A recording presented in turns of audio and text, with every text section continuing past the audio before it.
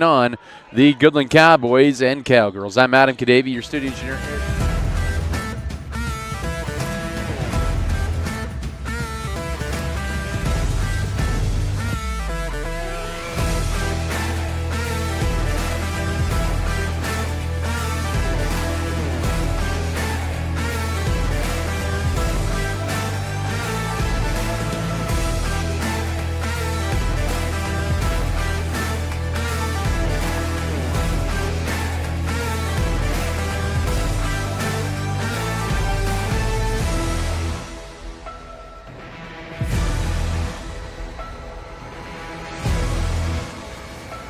Cowgirls, they suffered their first loss of the year on Saturday night in the championship here of the topside tip-off, falling to the Life Prep Lady Fire from Wichita, 60-26. That's a pretty solid team there from Life Prep there in from Wichita. And on the boys' side, it should be a fun one here tonight between the two teams, the Scott City Beavers and Goodland Cowboys. The Beavers are 2-2 on the year, and they are looking to pick up their first win of the year in league play. The Beavers had a 76-47 thumping of the Ottawa Cyclones in the third-place game of the Roundball Classic on Saturday. They'll be taking on the Goodland Cowboys, who are 3-1 on the year and 1-0 in league play. Their league win was against Cimarron to begin the season. But this is a whole new crew here that's in the lineup. They do have one returning starter from last year, but a team that has a high-octane offense so far this year. Goodland comes in ranked number 6 in Class 3A. They knocked off league rival Ulysses on Saturday in the third-place game of the topside tip-off, 65-62. We have more of your pregame here. We'll tell you what's coming up here in the league here momentarily. And tonight's in the league, it's pretty much a full slate here.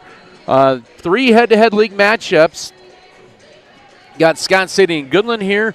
Also, should be a good doubleheader. That's over east on I-70 in Colby at the Colby Event Center. It is the Holcomb Longhorns and the Colby Eagles.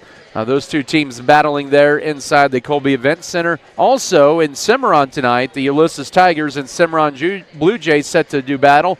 And the Liberal Redskins are hosting the Hugoton Eagles as Hugoton's boys were the tournament champions of the Roundball Classic of the weekend, while their girls finished in 4th place at the Roundball Classic. Hugoton in a non-league game. That's their final game for the Eagles until the holiday break, so they will pick up the rest of their schedule after Christmas. We're going to step aside here, and when we do come back here in about 3 minutes, we'll have a breakdown of the matchup here. We'll also bring in starters. Keys of the game opening tip-off here slated for, let's see, maybe closer to 6:05 or 6:03 when we tip off here inside the Max Jones Field. That's at 6:03 Central Time, by the way. We'll come back after this 3-minute break. This is Scott City Beaver basketball. First National Bank of Scott City. One of the few places left that you could call today and speak with a person and be greeted at the door with a friendly face. Come see us at First National Bank, where you will feel at home. Let us help you with your banking needs, whether it be setting up a checking account, savings account, CD, or getting a loan for that new vehicle or home you have been dreaming about. Member FDIC, an equal housing lender. Great Western Tire of Scott City is available for tire repair and replacement, oil changes, tire rotation, balancing, alignment, and bulk fuel delivery to keep your equipment going. They also offer 24-hour emergency service calls. Deckmart Furniture and Appliances. At Deckmart, they offer a variety of quality furniture, including sofas, recliners, lift chairs, dining sets, bars, bar stools, mattresses, and more. They carry GE and Speed Queen appliances and are happy to quickly service what they sell with a local repairman. Great Western Tire and Deckmart Furniture and Appliances. Small-time friendliness with big city service and quality. Nextech Wireless has been offering superior coverage to Kansans for close to 20 years. My, how things have changed. Bringing us to modern technology we trust and depend on. Rain or shine, wind or snow, we'll be there. Because we live here too. We're investing in our communities and connecting Kansans. It's not a gimmick, it's our guarantee. On the farm, Every decision matters. You wouldn't trust a doctor to give your family a one-size-fits-all prescription, and seed shouldn't be one-size-fits-all either. At Circle C Farms, we've partnered with Beck's, America's largest family-owned seed company serving farmers for 5 generations. With Beck's, you get more than seed. You get commitment rewards, early order and quantity discounts with flexible, low-rate financing options. Circle C Farms and Beck's, family to family, growing the future together. Are you struggling with low energy or just not feeling like yourself? Do you need to make time for self-care and rejuvenation? Come see us at Elevate You. Elevate You is a hometown medical spa that offers a relaxing environment. We offer aesthetics such as Botox and are your comprehensive source for lab draws, injectable and IV therapies, weight loss consultation, and hormone treatment for men and women. Elevate yourself and set up an appointment today with Elevate You. Located at 105 West 11th Street in Scott City, text or call 872-7675 or find us online at elevateyoumedspa.com.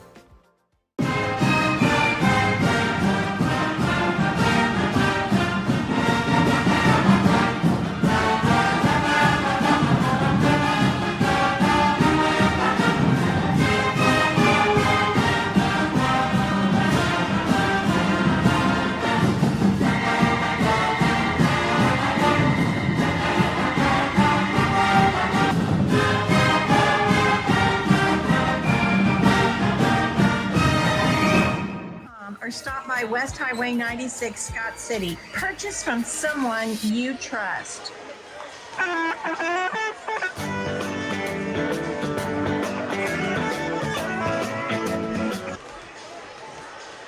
Welcome back to the Max Jones Fieldhouse in Goodland. Adam Kadavy with you on Mix 94.5. Your pregame interview brought to you by Farm Bureau Financial Services with you and Berta Benz in Scott City and Leota. I'm joined here with Coach Justin Fro here in the pregame. Coach, thanks for joining me here this evening.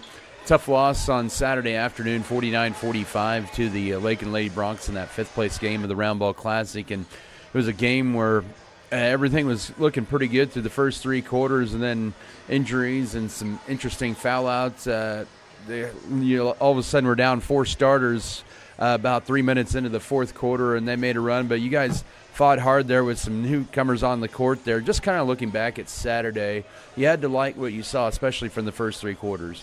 Yeah, I'm not sure if any coach is really prepared for that type of situation to happen. Not necessarily that game, but kind of as fast as it happened too. It was very quick. Right at the end of the third quarter, we lose one. Going into the fourth quarter, we lose another one. Then, about a little bit less than a minute or close to a minute, we lose another one, and then we get one fouled out. And yeah, so it just was dropping like flies.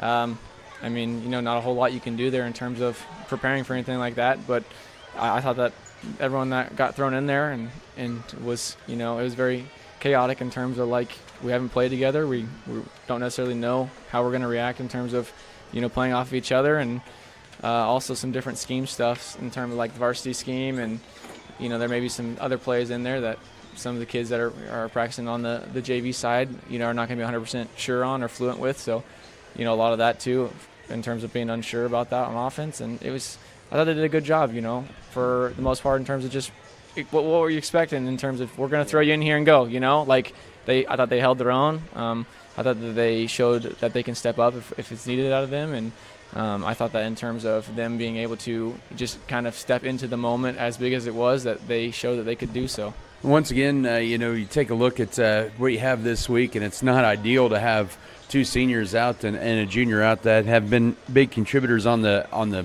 not only the boards but also just the game intangibles. And I guess it's going to be kind of a lot of growing up here, at least for tonight. Yeah, I think still a lot of unknown going into the game just in terms of health-wise for us, but regardless of who we got, we're gonna see what we have today, and we're gonna be able to put a game plan together in terms of what we think we need to do to come out with a win. So nothing's gonna change in regards of how we're gonna attack the game, and nothing's gonna change in terms of, like, we're still coming in expecting to compete and expecting to give it our all, and hoping that we can still get the same outcome that we want at the end of the night. Once again, it is Coach Justin Fro here pregame tonight. Scott City taking on the Goodland Cowgirls, is a team that started off on a pretty hot tear, 3-1 on there. They lost to a very good Life Prep team on Saturday night in the championship of their Goodland tournament here. And you take a look at the Cowgirls, they did not lose a whole lot from last year. Did lose an all-league caliber player, but they still got a pretty big nucleus of their senior class coming back.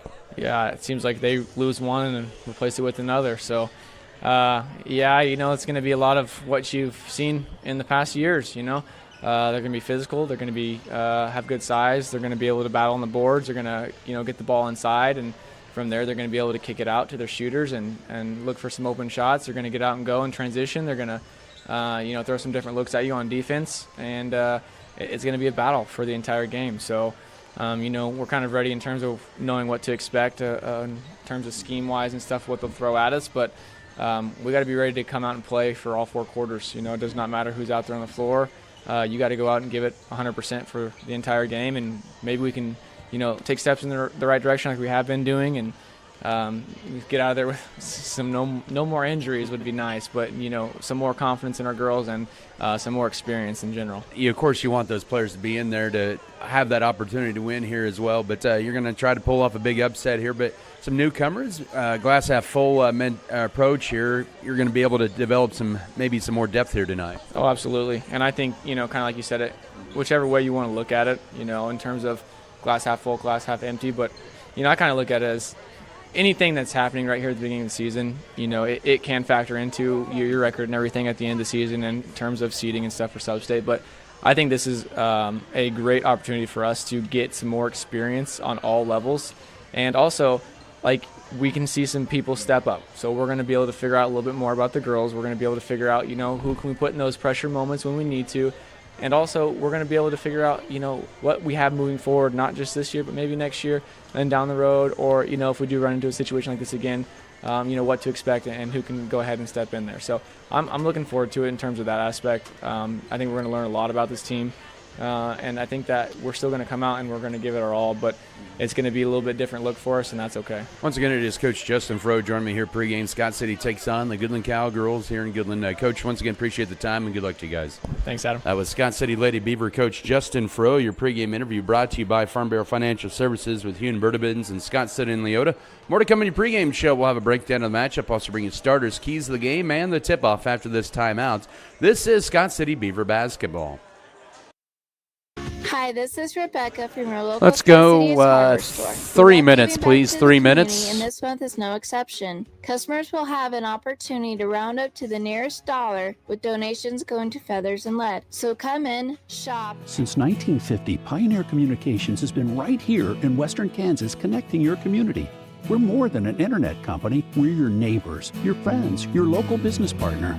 For 75 years, we've been dedicated to delivering the experience you deserve, providing high-speed internet, reliable connections, and unwavering support for families, schools, and business. Wherever life leads you, Pioneer Communications, where connection counts, being local makes a difference, and community comes first.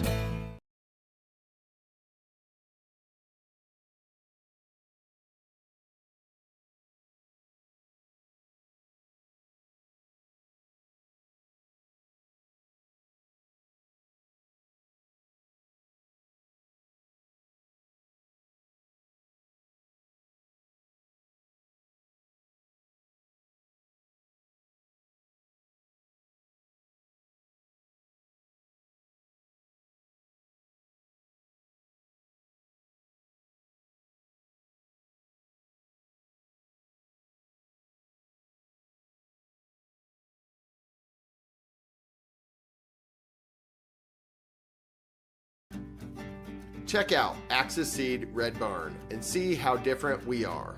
As a locally owned independent regional company, we tailor the seed, fertility, and biological products we offer to your farm. Through the Max Yield system, we recommend locally tested solutions because your farm is more local than any set of data from anywhere else. Axis Seed Red Barn. Your farm, your future. That's our focus. BBN is sponsored by Vogelmore Family Farms, Western State Bank, Scott Co-op, Scott County Hospital, Chaplain Real Estate, State Farm, White's Food Liner, Backyard Blooms and Garden Center,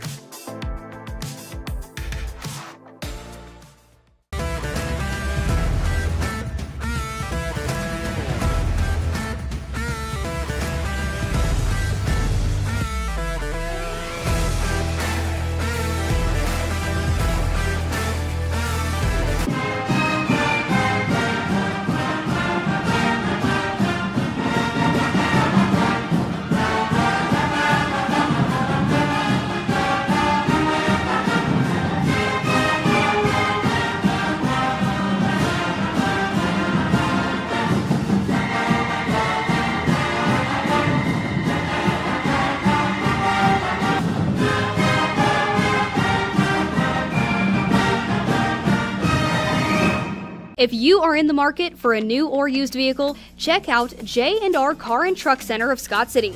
J&R Car and Truck has a fully trained service and parts staff for repairs on most makes and models of vehicles. Locally owned and operated, J&R Car and Truck Center provides new and used vehicles in stock and ready to be delivered. Stop on in and check out jrcarandtruck.com for your next vehicle. J&R Car and Truck Center, your Chevrolet and GMC dealership in Scott City. Follow, and that'll be it for pre-Christmas slate there. Of course, that's when the kids will be able to go home for a couple of weeks. No school after this Friday there. So that being said, let's take a look at this matchup here a little bit here between these two programs here, Scott City and Goodland.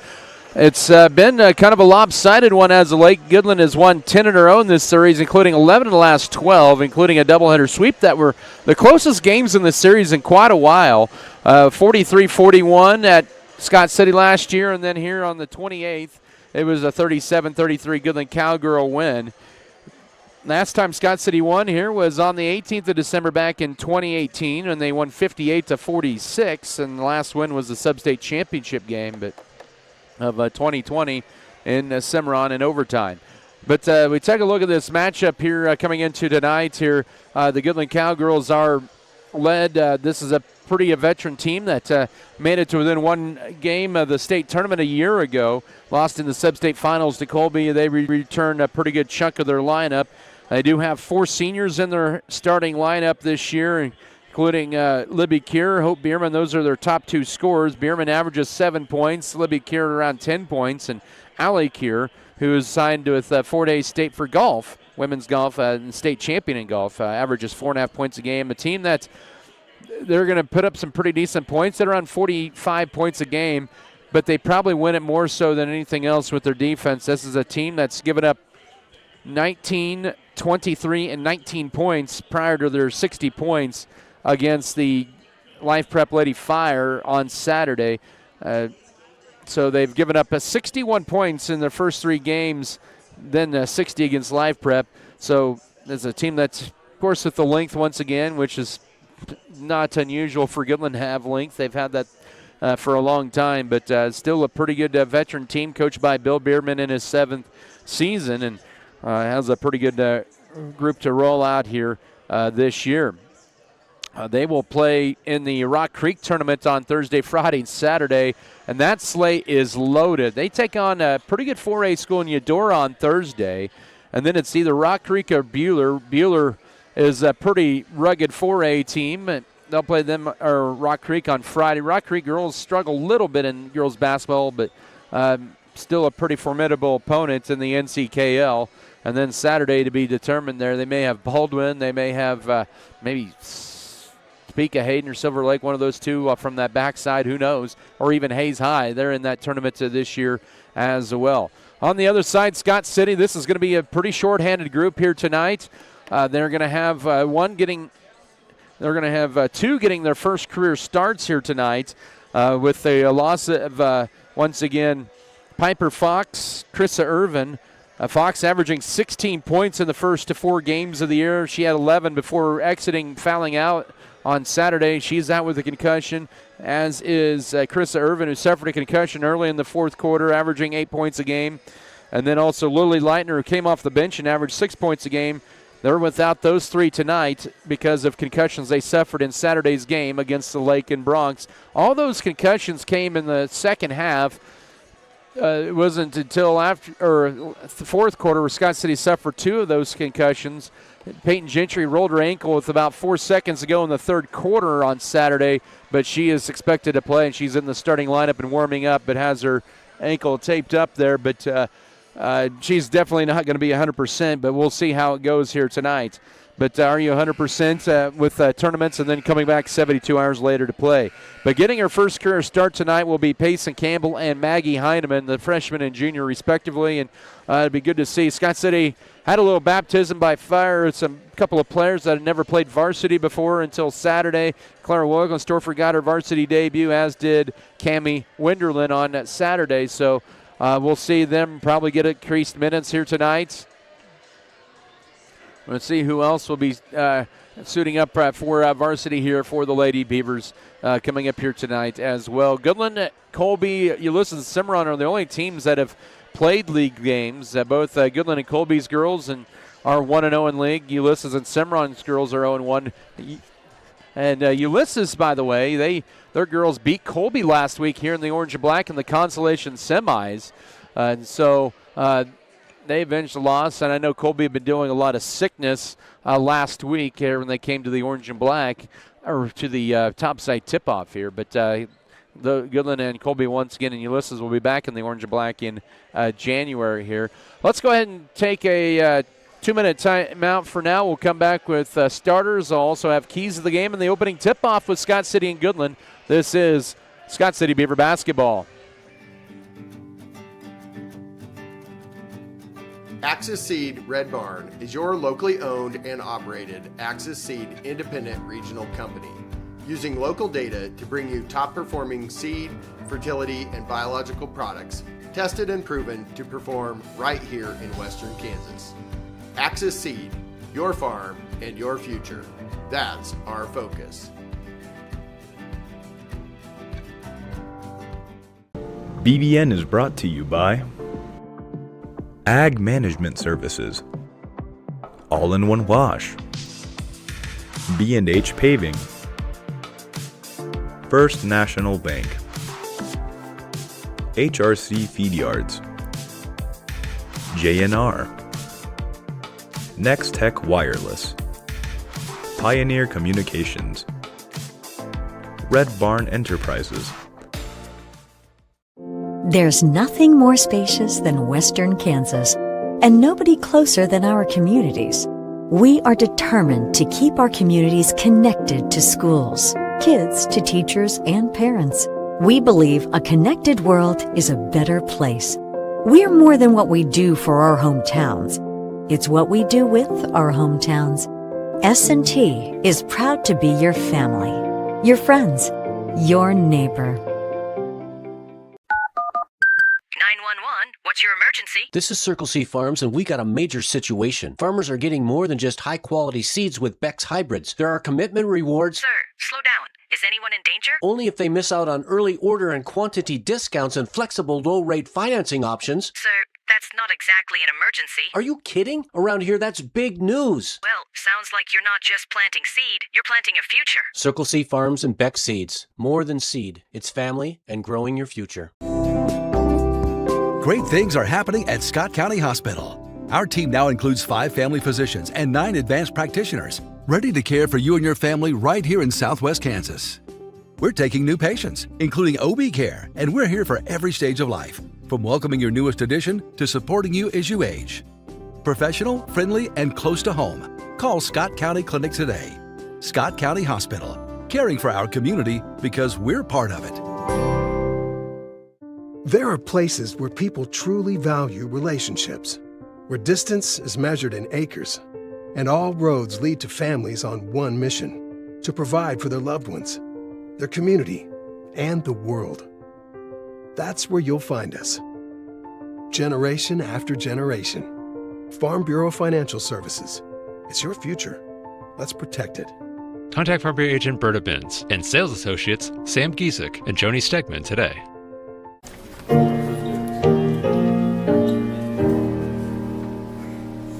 On the plains of western Kansas, where the sunsets gleam, stands our home, Scott High forever, students, friends, and teams.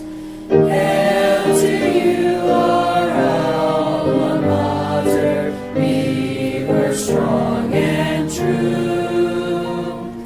Win or lose,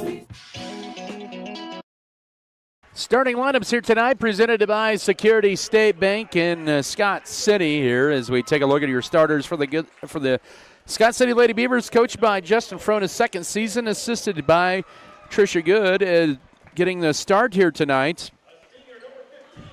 It'll be Peyton Gentry, the 5'9 junior, at 10 points and nearly 4 rebounds a game. Maggie Heineman, who came off a career-high 5 points on Saturday, gets her first career start, a 5'6 junior, at 1.7 points and nearly 1 rebound a game. Payson Campbell getting her first career start. She scored her first 2 varsity points on Saturday, the 5'8 freshman, at just under 1 point and 1.5 rebounds a game. Valeria Castillo, the 5'5 senior, 3 points. She has been a rebounding machine this year at 6.3 rebounds a game.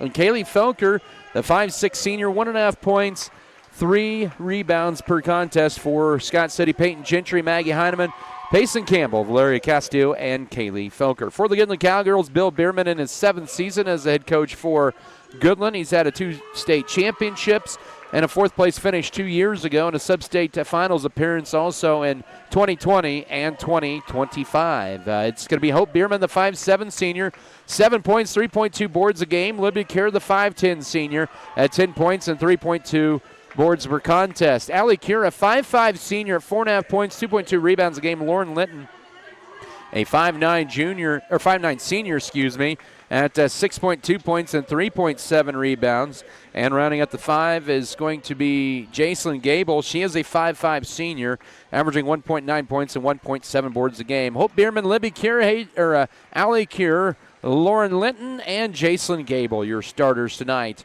for the Goodland Cowgirls. Keys of the game for Scott City, presented here by State Farm agent Michael Trower. You can go with the proven winner. Big keys tonight here for Scott City. I think the first key is just don't rush yourself. Be patient. Easier said than done, especially with what Goodland can throw at you. Second key for the Lady Beavers: be aggressive. Don't be timid at all. You've earned your spots here to start, especially if you're a first-time starter. It'll be Libby Kier and Payson Campbell set to tip in the center. Ball is going to be tied up, and they're going to have something unique here.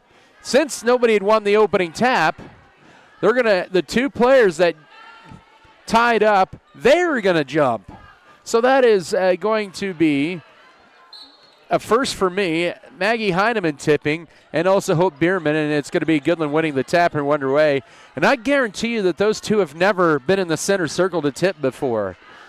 Scott City opens up in a 3-2 zone. Up top with it is Gable. She is running at track at Friends University, and the pass is thrown away right in the hands of Kaylee Felker. Turnover number 1. Scott City will have their first possession. Left corner to Peyton Gentry. 25 seconds into this game. She'll dribble it up top. And to Kaylee Felker, who's actually wearing number 35 tonight. Ball deflected, picked up by Valeria Castillo. She gets tripped up, and both teams with the turnover on their opening possession without even a shot. Libby Kier splits the defenders, goes high up the glass and 1, and it's 2-0 Goodland with 7:18 to go first quarter. They're going to get the foul on Payson Campbell, her first.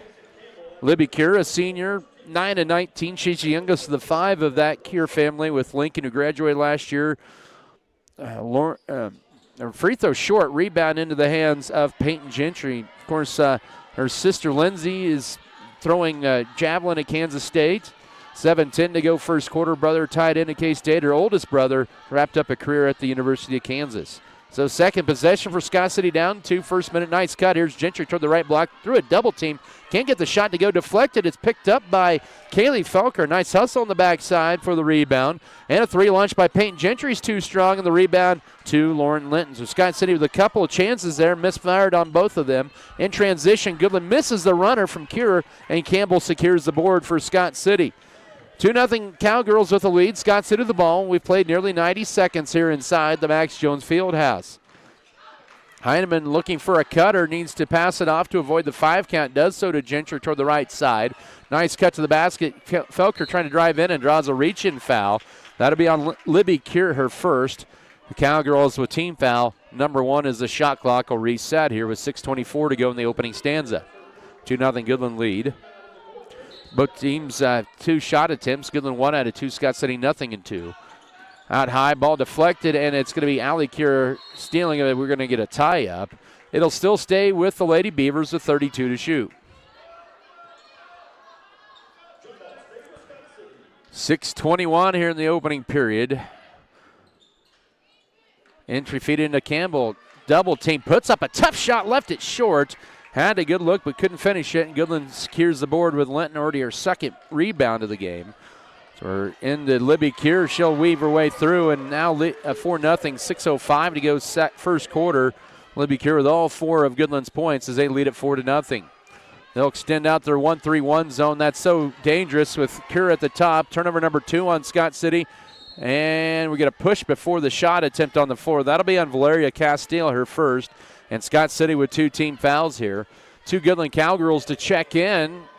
They're at the scorer's table. You get in there Emily Grace Stargill, she is a junior. And also McKenna Schick, a 5'9 sophomore. New 35 underneath. It's Linton over Kaylee Felker. Too strong. Rebound missed time. They're going to get a push underneath on Goodland. And that'll be team foul number 2 on the Cowgirls. Hope Bierman will be called for the first as they'll apply full court pressure on Scott City. Scott City without, so once again, Piper Fox, who signed with Tabor for basketball earlier today. Also with that, Krista Irvin and Lily Leitner. 5:40 to go, opening period. 4-0 lead for Goodland. Scott City with the basketball. Lady Beavers are 0-3 from the floor. Do have a couple of turnovers. Peyton Gentry, I did it again. Now with it here, Castillo back. It goes to Kaylee Felker. Felker holds it, goes left to Peyton Gentry. Peyton looking to direct traffic. 3 to shoot. She has to push it. She'll lose it. And when it bounced it off of her knee, it looked like. Turnover number 3 on Scott City. Quickly in transition, Bierman lays it up, but she is fouled. And third team foul on Scott City here with 5:10 to go. And one thing Scott City cannot afford to do is get into foul trouble. Kaylee Felker with her first foul. Team foul number 3. So the bench, Coach Fro has played mainly just 3 all year off the bench. But first of 2, Charity Chasas is good for Bierman. She is now perfect. 7 for 7 at the line this year. Goodland as a team at the line, just 53%. It's 5-0. 5:10 to go here in the opening period. Bierman is now 7 of 7. Averages 7 points a game and hits them both. And it's a 6-0 Cowgirl lead. They play a trap in the backcourt, and Scott City's going to throw it away. Turnover number 4. So I was mentioning about the Scott City bench earlier. They play about 3 deep on, or have an 8-player rotation with everybody available, but 3 gone. That bench gets a lot lighter. 3 in the right corner, rims out for Hope Bierman, but the rebound underneath, Goodland with it. That was Schick who got the rebound and got a whistle and a foul. Already 4th team foul on Scott City. And now that's on Valeria Castillo, her second, or correction, 4th team foul, actually just her first, excuse me.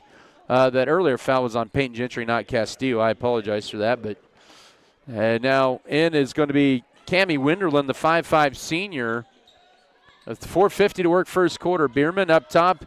It's Allie Kier for a straightaway 3. Misses it wide right and out of bounds. It'll belong to the Lady Beavers. Still looking for their first points of the night here. With 4:45 to go in the opening quarter. Goodland will sub in 3 players here now. It'll be Libby Kier, Jacelyn Gable, and in for the first time is Hayden Short, a 5'5 junior. That'll be Allie Kier. Also Hope Bierman and Lauren Linton. Castillo to inbound it in, does so. Here's Peyton Gentry trying to race it across the 10-second line. Did a good job of crossing over dribble, and then she gets fouled by Libby Kier. That is Libby's second foul with 4:40 to go in the opening quarter, and team foul number 3. So that'll send one back to the scores table. Lauren Linton check in for Libby, who now exits with 4 points and 2 fouls. New 35 for Scott City, so a lot of fouls here early on. 4:40 to work, inbound into Gentry, fumbles it, and Scott City with 3 consecutive turnovers. They now have 5 here in the first quarter. Bounce pass in transition. Good job by Winderland getting her hand in the passing lane, deflecting it out of bounds, trying to get it to McKenna Schick. It'll still stay Goodland Cowgirl basketball. No, they'll say last touch by Goodland. That'll be their second turnover. As Goodland will apply Togan full court pressure. Lady Beavers in the front court, and on the crossover, Gentry gets it stolen away by Gable. Turnover number 6. Gable, the runner, no. Follow on the backside, no, and a foul. That'll be on Valeria Castillo as Hayden Short will go to the line to shoot 2. So now Castillo with 2 fouls. and that is a 5th team foul on Scott City. So Castillo now in foul trouble, and Scott City, as I mentioned, shorthanded without 3 players, 2 of them starters, but 3 in the main rotation. Cannot afford to get in any foul trouble. Linton, or correction, that's short at the foul line for the first time this year. She hits the free throw 7-0, 4:20 here in the opening period. Stargirl, she is a transfer from Swain County High School in North Carolina, so that's a new name for Goodland this year. Hope Bierman in, and out is going to be Emily Gray Stargirl, who mentioned just exited. 7-0 your score, and make it 8-0. And back in is Allie Keir for Hayden Short, who just hit a couple of free throws. Goodland 8, Scott City nothing, 4:20 to go opening quarter, and going into the bench here is Coach Justin Fro for Clara Wolkensdorfer on her 16th birthday. The 5'6" sophomore got her varsity debut on Saturday in Lakin in the against Lakin in the fourth quarter. Winterland with it now to Peyton Gentry as Castile sits down with her 2 fouls. Gentry into the front court as we're near the midway mark of the first quarter, 8-0 Goodland. Right or left side of the pass to Maggie Heineman, looking for a cutter. She'll get it to Wolkensdorfer. Tried to lob it into Campbell on the backside, but the length of Goodland forces Scott City into their 7th turnover. But Goodland is going to turn it right back over as they throw it away in transition for their 3rd turnover. With 3:55 to go in the opening quarter, we're going to get a timeout on the floor. It's a 30-second timeout taken by Goodland coach Bill Bierman. Basketball tonight is brought to you by, we go to American Implement, also B&H Paving, Bartlett Grain, Beaver Creek Feeders, Beavertown FFL Beef Belt, Burning Farm, Shells, Flowers and More, Circle C Farms, Clint's Diesel Repair, Decal Bayer, Elevate You, Farm Bureau Financial Services, Hugh and Berta Benz, and Fairleigh Companies. Scott City's 0-3 from the field here in this first quarter, but they have 7 turnovers. Goodland is 4 of 5 at the line. They are 2 of 6 from the field, and they have 3 turnovers. So both teams, a little bit, of course, 72 hours after their last games on Saturday. Well, Goodland has 3 more games coming up this week. They are going to have 8 games in the books before Christmas. You can have up to 23 again this year, and you can also add a tournament. So they added that 3rd tournament at Rock Creek this weekend. Scott City added 1 game to their schedule. Out of the 30-second break, here come the Lady Beavers with the ball half court. Goodland will pick them up in the zone defense. They're vaunted 1-3-1. In it goes to Campbell in the paint, out high to Gentry. She'll try a 3. Can she get Scott City on the board? No. The ball track goes to the corner, and it's going to belong to the Goodland Cowgirls. So good look for Gentry out high. Just couldn't get it to go, and Scott City's struggling early on. Kaylee Felker in for Maggie Heineman. 8-0 Goodland, 3:40 to go first quarter. They have the basketball back. As it'll be Allie Keir, the future Fort Hays Lady Tiger golfer, to bring it in the front court. With it now, Lauren Linton. Ball deflected, and Gentry with a steal out high. Peyton Gentry will take it all the way, stops and banks it in, and Scott City's on the board. 8-2 here at 3:24 to go first quarter. Goodland quickly down the floor now to Hope Bierman in the paint. Leaves it short, fight for the rebound, and it's going to be a whistle and a foul as Cammie Winterland stayed strong in there and grabbed the board. And now Bierman with 2 fouls. That's their 4th team foul. So Scott City got the basket, and Goodland in a little foul trouble here early on as Hayden Short re-enters for Hope Bierman, who has now 2 fouls and 2 points. 3 minutes to go first quarter. Scott City down 8-2 with the basketball back. Wolkensdorfer with it out high, back to Gentry. Scott City trying to break down this 1-3-1. Felker holds it right corner. She's double teamed, trying to drive, cut off. She tried to knock it off a Cowgirl. That's going to be last touch by Goodland. It'll be Scott City's ball with 19 to shoot. Hyman re-enters for Peyton Gentry. Will get a quick breather. Goodland are inbound in here. Wolkensdorf will get it into Heineman. And now they picked it back up off a deflection. Trying to get it to Felker. She goes to the ball. Now she'll drive in and she gets tripped going up. She hits the deck hard. And here Scott City kind of have a, oh no, players hitting the deck as of late. So Hayden Short with their first. That puts Scott City at the line as that's Goodland's 15th foul. Both teams have 5 fouls here in the first 5 minutes of the game. Kaylee Felker's line where she is 2 of 6 on the year. Had 2 points there on Saturday. Went 2 of 4 at the charity line. First of 2 is off the back iron and off to the left. She'll get another one.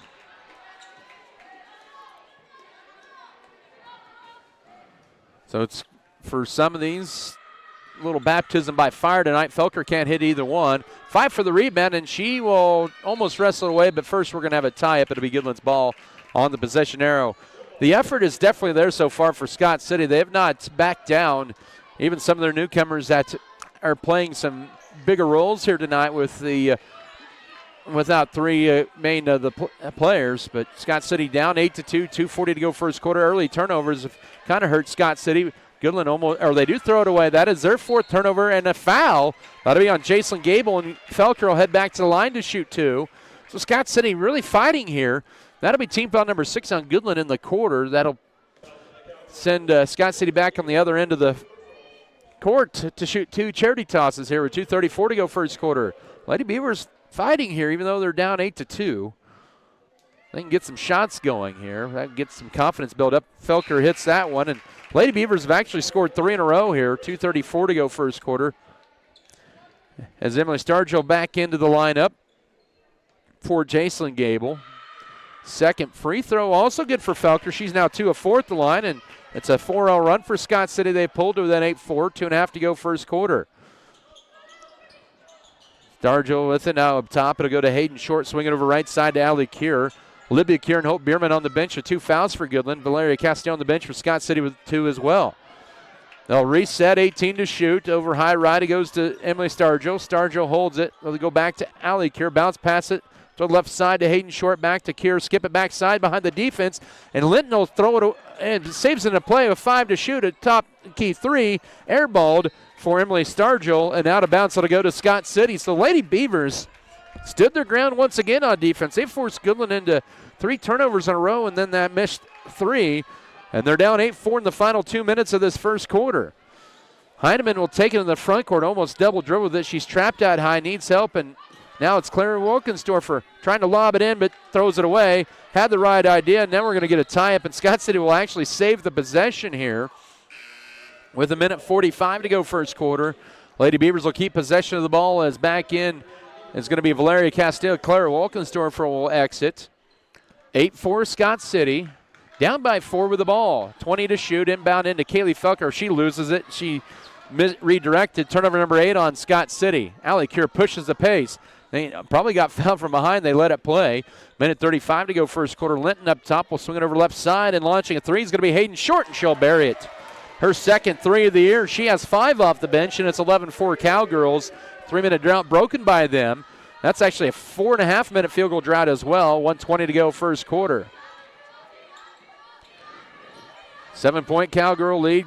Scott City with the ball. High Wilkensdorfer now. Ball deflected and kicked up. Nope, it is. Yep, and a foul. That'll be Scott City's team 6th of the period. Both teams with 6 fouls. A turnover to foul. I think they're going to get Heineman with the foul. That'd be her first. Yep, it is. That's good because otherwise that had been second on Felker. Nice thing is tonight we do have the advantage. They do show the fouls on the scoreboard, and Lauren Linton's dad, who is the public address announcer, is announcing them as well. So we've got a couple bonuses there. The free throw rims in and out for McKenna Schick. She has not hit a free throw in her 3 attempts of the game. Payson Campbell exits. Wilkensdorfer back into the Scott City lineup here with 68 first quarter seconds remaining. Second free throw, she hits 1 out of 2, and it's now 12-4 Goodland. They've had the last 4 of the ball game, and they'll pick up Scott City 1-3-1 right at half court. Final minute of this first quarter. Castillo goes to her left, and now up top it goes to Heineman. Scott City, and you break down a 1-3-1, you got to have crisp passes, got to have some ball fakes, and can't lose it. And they almost do. It's kept alive somehow to Wilkensdorfer. She'll put up a right side shot. Got pushed. No foul call. But Valeria Castillo on the backside with the rebound. And Scott City has to get a shot up. They have 7 to shoot. Wilkensdorfer, and she travels with it. And that'll be turnover number 10 on Scott City. 38.6 to go first quarter. 12-4 Goodland lead. That matches their largest lead, and they have the ball back. 3 seconds here between game clock and shot clock, and they get the ball to begin the second quarter if there's no more tie-ups here in the final 30 seconds. Up top, here's a 3. and it's good for Allie Keir, who hits her 6th-3 of the year. First points, 15-4, 22 seconds to go first quarter. Shot clock now off. And Goodland traps in their 1-3-1, but Castillo has other intentions. She gets around it. Bounce pass will go up, it'll go in the backcourt. And it's going to trickle out of bounds, and Scott City will have their 11th turnover the first quarter with 9.7 to go. 15-4 Goodland. They're on a 7-0 run in the last minute of this quarter. Scott City had scored 4 in a row. And inbound in, it goes to Allie Keir. And now to Lauren Linton back right side. Here's a 3 launch, too strong. Rebound Goodland. Stargell no. Third time is the charm, and that's the end of your first quarter. And Schick with her basket there makes it 17-4 Goodland after 1. As we head to the second quarter, we'll be back in a minute. This is Lady Beaver basketball. The Max Yield system from Axis Seed Red Barn is your customized solution. By utilizing field-specific data, we help you eliminate stress and increase yield through seed, fertility, biological, and crop protection decisions. Our approach is focused on your farm and your future, because as a locally owned business, our focus is on you.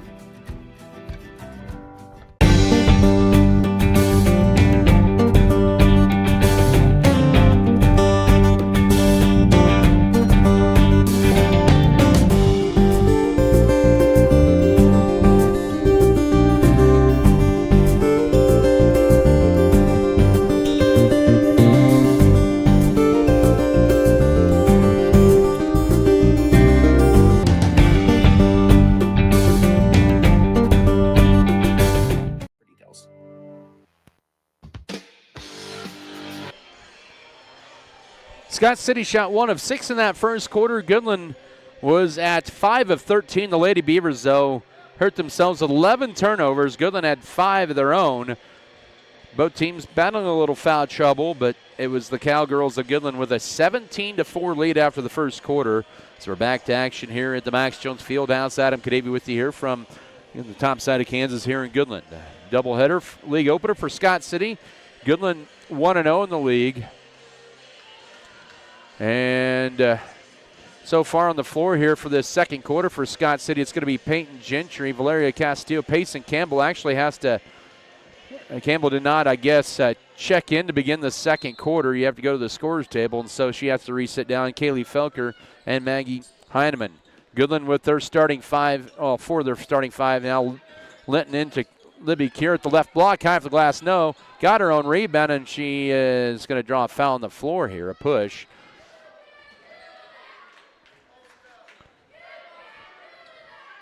They're going to get Peyton Gentry with their second.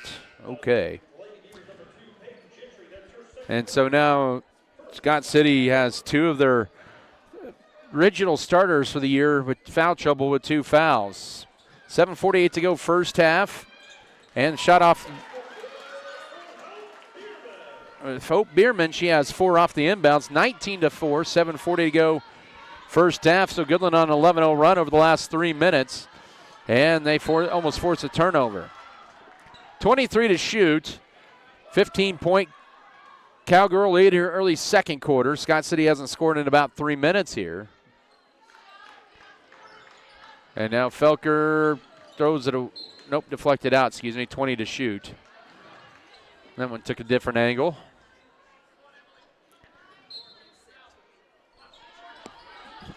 Castillo ends in the left corner to Peyton Gentry. She'll drive in. Her runner in the lane. Crawls off, and the rebound to Libby Keir. Got pushed and almost tied up that time.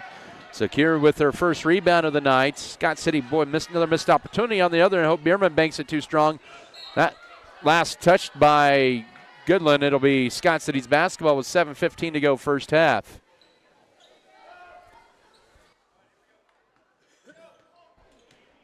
(19-4) Goodland with the lead. In the front court, the Lady Beavers have it. Valeria Castillo, one dribble, now needs help out high. Trying to get it, force it through to Campbell, and that's going to be turnover number 12 on Scott City, and then a foul to boot. Ooh. Touchy foul there. Maggie Heineman with her second foul.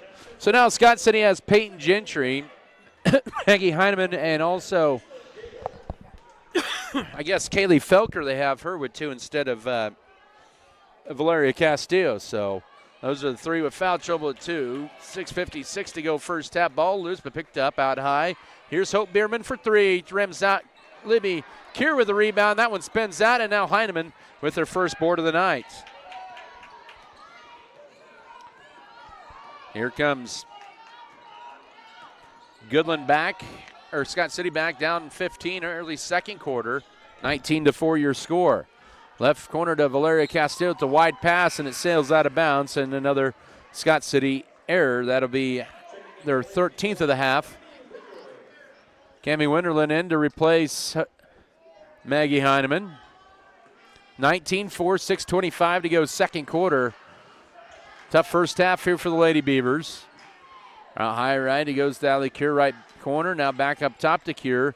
To Bierman, she'll be left for a wide open 3, misses it wide right. Rebound into the hands of Peyton Gentry, who picks up her second rebound of the evening. Scott City with the ball as they are in transition. Winterland behind the defense, and she can't get that one to bounce in. A short jumper on the right side. Goodland has it back the other way. Allie Kier secured that board for the Cowgirls. Now Libby Kier drives the left baseline. Wraparound pass will be thrown out of bounds. And Goodland will commit turnover number 6 here with 5:54 to go second quarter. And back in is going to be Walkenstorf. And she will replace Valeria Castillo. So Scott City going strictly to a 7-player rotation here, at least for this first half. The other 3 that are suited up on the varsity, they played 4 quarters of JV, so you only get 6 quarters on a day. Ball swatted out high, and Scott City commits turnover number 14. Here's Goodland back the other way. The layup too strong. Libby Kier got the rebound, couldn't go up. Now she gets fouled. On another opportunity, she'll get 2 free throws.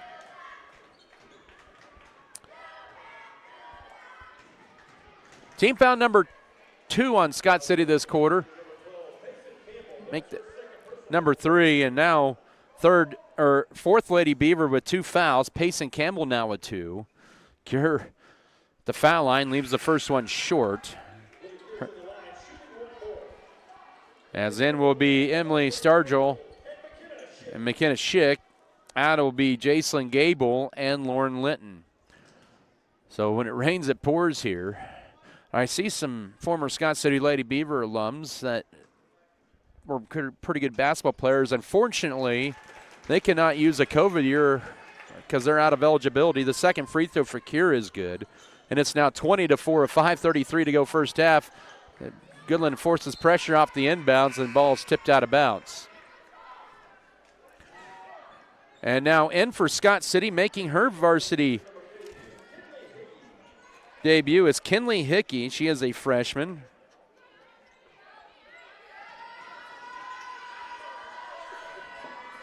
She's in for the first time. Wenderlin now goes to Peyton Gentry in the front court. Lead pass to Kaylee Felker, lays it up, and she is fouled. And that's going to be on Libby Kier. That'll be her 3rd with 5:21 to go second quarter. Team foul number 1 on Goodland this period. Felker, who has 2 points all from the free throw line. She'll attempt free throw attempts 5 and 6 of the night. Scott City going a little bit deeper with 3 or 4 of their 5 starters in foul trouble. The free throw for Felker is good. It's 20-5 with 5:21 to go first half.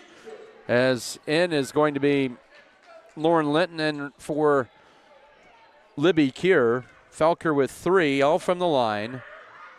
20-5, and it's going to stay that way, and the rebound into the hands of Emily Stargell, her second rebound of the night.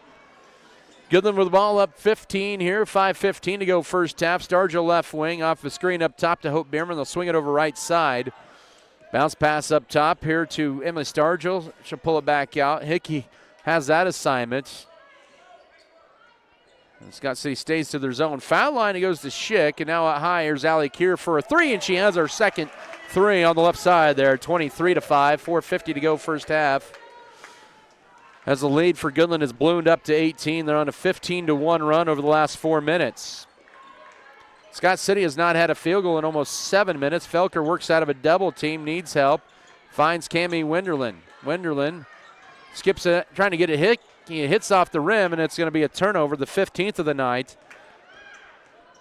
And here's Allie Kieran in transition, pulls it back out up top. Linton goes right side to Stargell. She'll fire up a three. That's off the heel. The rebound to Hickey, her first ever varsity rebound.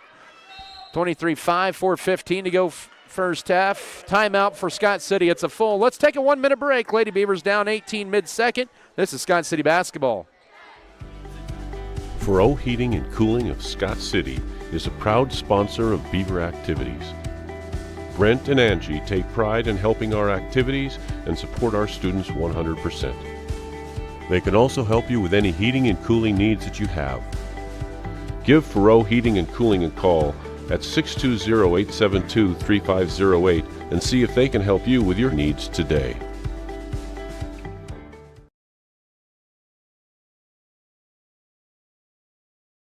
Fairleigh Feed Yard is dedicated to investing in our facilities and staff to provide the best experience possible for the cattle feeder and, in the end, the consumers of our product. We are always in the market to purchase corn and other commodities from local producers. Call our office at 620-872-2111 for current pricing. Our dedicated employees and their families are very important to us, and we are proud of their children that are current beavers and individuals that will grow into those roles in the future. Fairleigh Feed Yard is privileged to support Scott City youth and are honored to cheer on the Beavers.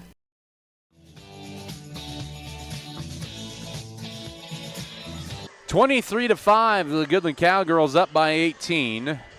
Scott City has the ball out of their full timeout. 4:16 to go second quarter. Lady Beavers struggling shooting. They have 15 turnovers. Just one of They've only attempted 2 shots, 1 of 8 from the field in this first half, but they have 15 turnovers. They are 3 of 6 in the line and make it turnover number 16. Peyton had the right idea, but just led it too far for Payson Campbell. And in is Valeria Castile for Cammie Wenderland at the 4:11 mark of the second quarter.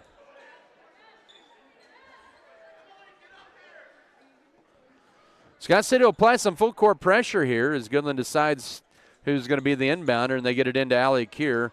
And now almost stolen away. Good job by Felker. Almost had it stolen away. Oh, golly.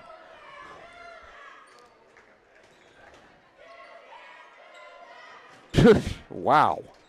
That foul is on Kaylee Felker. Okay, now that is her second personal. I was right the first time around. So Class Steele actually has 2.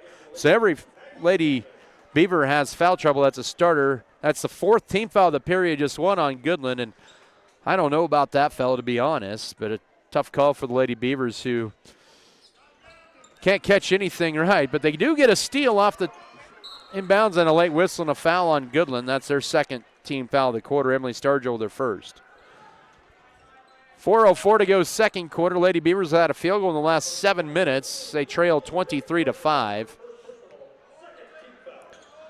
To top 5 Goodland in 3A. It's going to be a tall task even when Scott City was in full strength, but right corner to Peyton Gentry. 3:55 to go second quarter. They'll work it around the perimeter.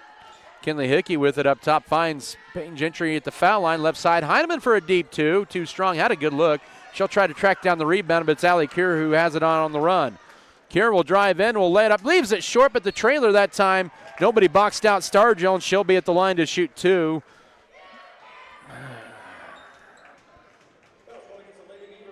Good look. And now Heineman now with 3 fouls. Team foul number 5 on Scott City in the period. 2 free throws for Stargell, 2 of 6 on the year at the line. 3:40 to go second quarter. First of 2 charity tosses is good. She scores 24-5. Felker and Wolkenstorfer in. That'll be Heineman and Gentry. And for Goodland will be Hayden Short. 3:40 to go first half. Jason Gable also returned to the lineup. Also out is Hope Bierman.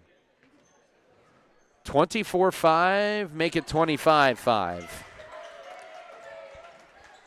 And Goodland applies some full court pressure. Inbound into Hickey. Little baptism by fire for her, and then she gets fouled by Jason Gable, does Kaylee Felker. That's going to be Gable's second, team's third of the quarter. Both teams racking up the fouls in this first half. Gable and Hope Bierman each with 2. Libby Keir has 3 for Goodland. Scott City has Peyton Gentry, Payson Campbell, Valeria Castile, Kaylee Felker with 2, and Maggie Heineman with 3. So, and another turnover. Kind of a bad pass, 17th of the half, and sometimes the walls just kind of collapse in on you and you get rushed and that window gets smaller and the panic meter gets a little higher and you throw it away. That's the length of Goodland, especially in their 1-3-1 zone over the years. Left side, Stargell, 3:15 to go, second quarter, 25-5. Goodland with the lead in the ball. Up top to Stargell, pulls it back out, 18 to shoot. Right side to Hayden Short. Short with the dribble, and out up top, it'll go to Jason Gable. Emily Stargell with it, and it goes to Lauren Linton. Skipped it, deflected by Hickey. Good effort, though. Now bounce pass up top. 2 second, 1 second. And Scott City's going to force a shot clock violation. And really their defense hasn't been all that bad in the first half.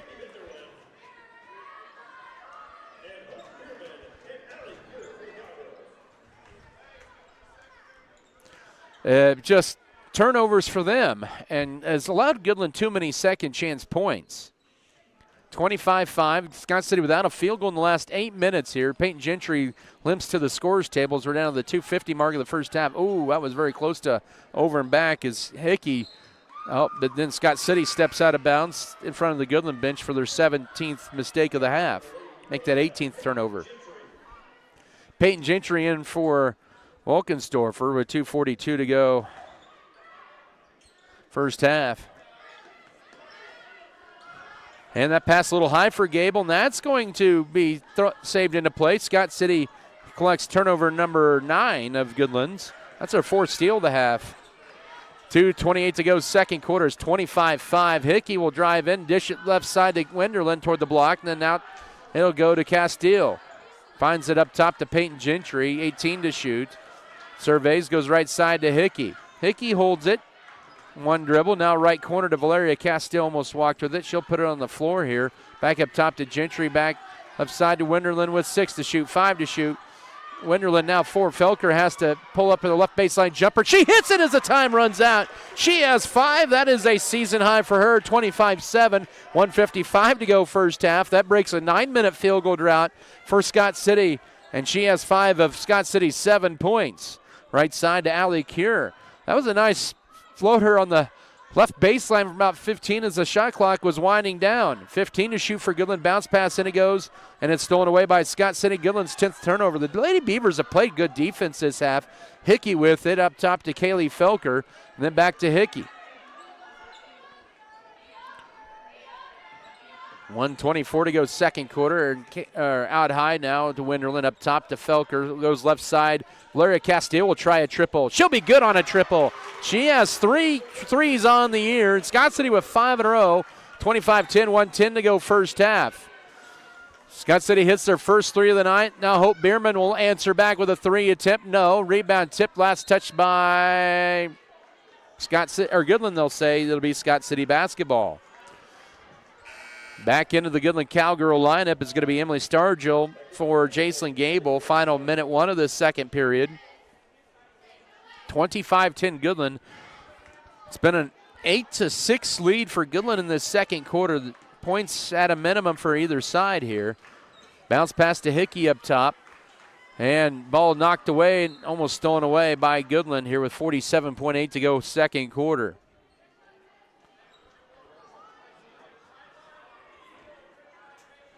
Castile to inbound it in out high left to Wenderland. They did reset the shot clock. Hickey with it. Goes right side to Kaylee Felker underneath the Gentry. Catches it. Bank shot. Yes. 7 in a row for Scott City Gentry at 4:25-12. 35 seconds to go first half. There's about 4 seconds between game clock and shot clock. Actually, it's more closer to 5. Out high. Here's a 3 by Stargell. Good. And she is fouled on a touchy foul on Peyton Gentry. That is her 3rd with 27.9 to go first half. So she has 3 fouls and 4 points. 28-12. With 27.9 to go first half. That breaks a 7-0 Scott City run. But Scott City paid the price with a 3rd foul on Gentry. Stargell with her first 3 of the night. She has 3 on the year. She has 5 all in this quarter. Goodland is 3 of 4 at the line this second quarter. And now 4 of 5, 9 of 12 for the half, and they're up 29-12. Shot clock off, 25 seconds to go first half. Lady Beavers had a nice little 7-0 run, but Goodland ended it on that 4-point play. Winterland right baseline with 18 to go first half. Needs help and throws it away for their 19th turnover. Goodland with the basketball into the front court in transition layup, no. Rebound picked up, nope. Last touch by Goodland with 8.1 as they could not get the layup that time. 8.1 to go first half. I think that was Schick who attempted that. Scott City with one more chance here. Goodland does have a foul to give. Winterland with 2 seconds. She'll launch a 3 right side, too strong. Rebound by Goodland's Emily Stargell, and that'll close out your first half. For a while, Scott City had hung with the Cowgirls in that second quarter, but then Goodland with 4-point play to close out the first half. Turnovers an issue for Scott City, down 29-12 at the break to the Goodland Cowgirls. Come back in 3 minutes with your first half stats and more. This is Scott City basketball. BBN is sponsored by Circle C Farms, Iron Insurance Partners, David Post, Norder Supply, R Brothers Auto Body and Mechanic, Scott City Eye Center, R6 Ag, Farm Bureau Financial Services, Scooters Coffee, The Cottages at Garden City.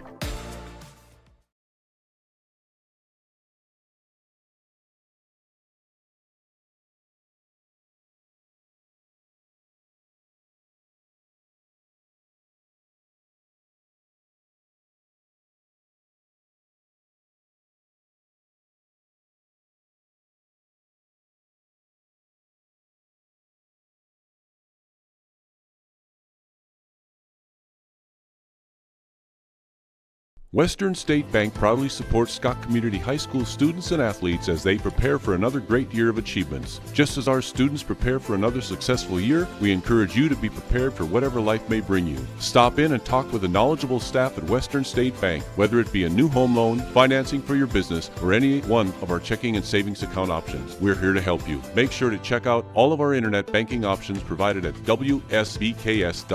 Western State Bank, member FDIC. And as always, go Beavers!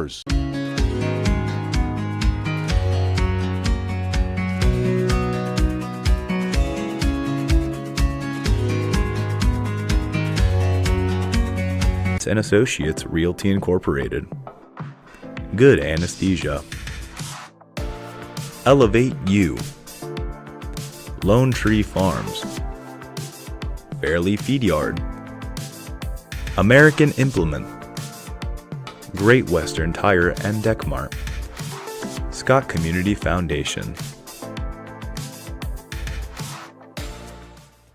The world needs more farmers. People who know the land. People who support rural communities. People who are as diverse as each acre they care for. But unless you've been born and raised on a family farm, it's nearly impossible to become a farmer. That's why we are building a team of people from our hometown and across the world to do what they love. We are not just a family farm. We are a multi-family farm.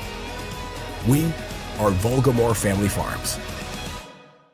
There's some reason we're all here. To create an amazing experience for each life we touch.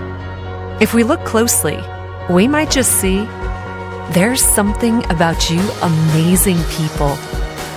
These amazing drinks served this amazingly fast. There's just something about Scooters Coffee.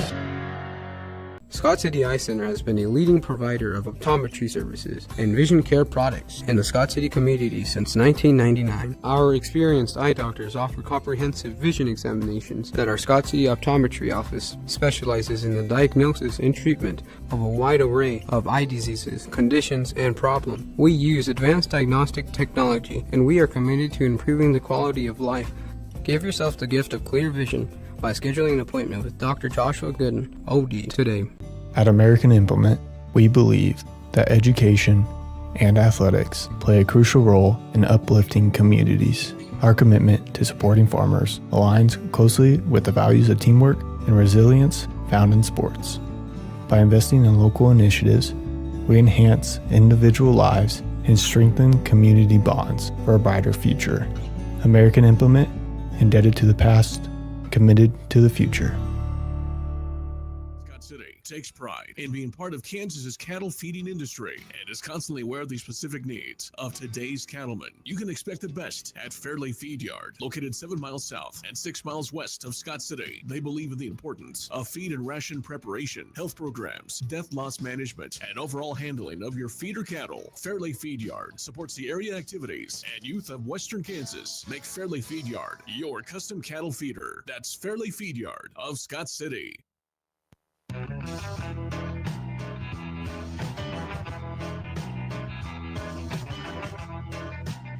All right, we're back here inside Goodland's Max Jones Fieldhouse here at intermission. 29-12 your scores. We take a look at some other first half stats. The shooting for both teams. For Scott City, they only attempted 13 shots the entire first half. They connected on 4 of those for 31%.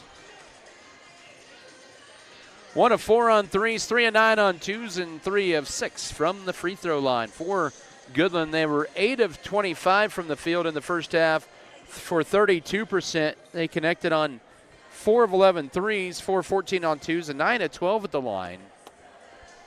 As I mentioned, about everybody that started for Scott City is in foul trouble. Peyton Gentry and Maggie Heineman each with 3 fouls. Payson Campbell, Valeria Castillo, Kaylee Felker with 2. Goodland had Libby Cure with 3 and Hope Bierman 2. Scott City closes out their pre-Christmas schedule on Friday. They'll be at the Scott Community Event Center against the Holcomb Longhorns. They're playing in Colby tonight. That should be a pretty interesting matchup. Goodland, they will head out east. They'll go to St. George. That's just outside of Manhattan at the Rock Creek Invitational Thursday.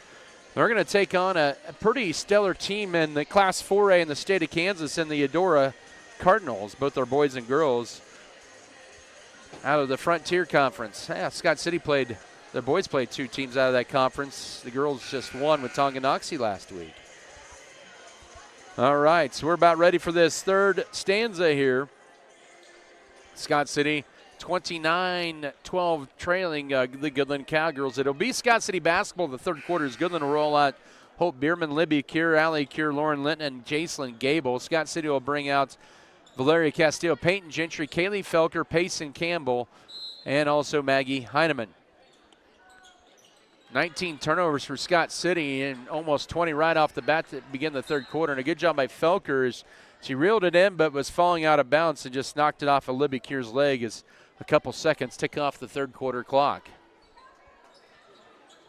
Castillo will kick it in up top to Heineman. She'll put on the floor once. Now to Kaylee Felker, right side. Scott City sees Goodland go man-to-man to open up the third quarter. Now to Peyton Gentry, goes to Heineman. Heineman looking for a cutter up top. It goes to Felker. Plenty of time to shoot. We're 20 seconds into this second half. 29-12 Goodland lead. Scott City had a 20-point deficit down to 13, but 4-point play right towards the end of the first half. And then Scott City turns the ball over, throws it away for their 20th turnover. In transition, Hope Bierman underneath the turnaround shot, no, for once again, that's Lauren Linton. 2 free throws coming up, and Kaylee Felker, that'll be her third foul. 7:28 to go third quarter. First team foul of the quarter. And Linton to the line to shoot 2, where she is a perfect 3 of 3 on the air. Her older brother is one of the top pitchers on the Jayhawk Conference at Clyde County Community College, and I think he's going to Abilene Christian, I believe. And that free throw is good. Makes it 30-12. 7:28 to go third quarter. She has her first point of the night. Goodland continues pretty good free throw shooting. As I say that on cue, they miss it, but they get the rebound. Gable, and she's going to get tied up. It'll still be Cowgirl basketball on the possession arrow with 31 to shoot.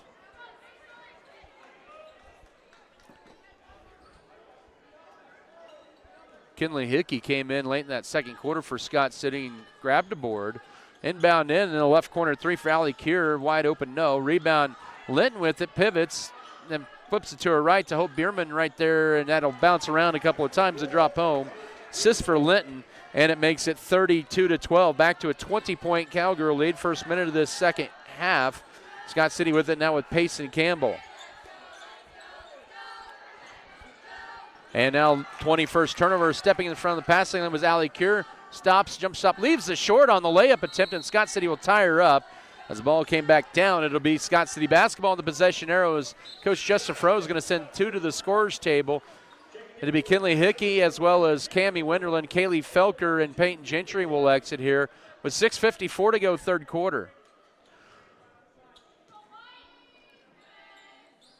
Larry Carasteel trying to inbound it in and gets it into Hickey, and she, ooh, man, a lot of push there, but they let that one go. All righty. And then now right side is Heineman looking for a cutter. Needs help. Avoids the 5-count pass, deflected, and Scott City with 3 possessions and 3 turnovers in this third quarter. Layup on the other end, no, and that'll be a charge that time taken by Castile on Hope Bierman. That'll be her third foul with 6:33 to go third quarter, and that'll be their first team foul the third quarter, excuse me. So Hope Bierman and Libby Cure each with 3 fouls for the Cowgirls. They'll inbound it into Heineman too high, but picked up now by Payson Campbell, but she draws a blocking foul on Linton. That'll bail Scott City out and a needed break there. Linton's just her first. Team foul number 2 with 6:29 to go third quarter. Officials making a trip around the world there. He was going to go to the baseline, but there was an official there. He's like, okay, I'll just go over here. Oh, that's going to be over the sideline off the inbounds, and Scott City with 4 possessions and 4 turnovers this third quarter. 23 errors on the night for Scott City here, and already 4 in the first 93 seconds of this second half. 6:27 to go here in the third quarter.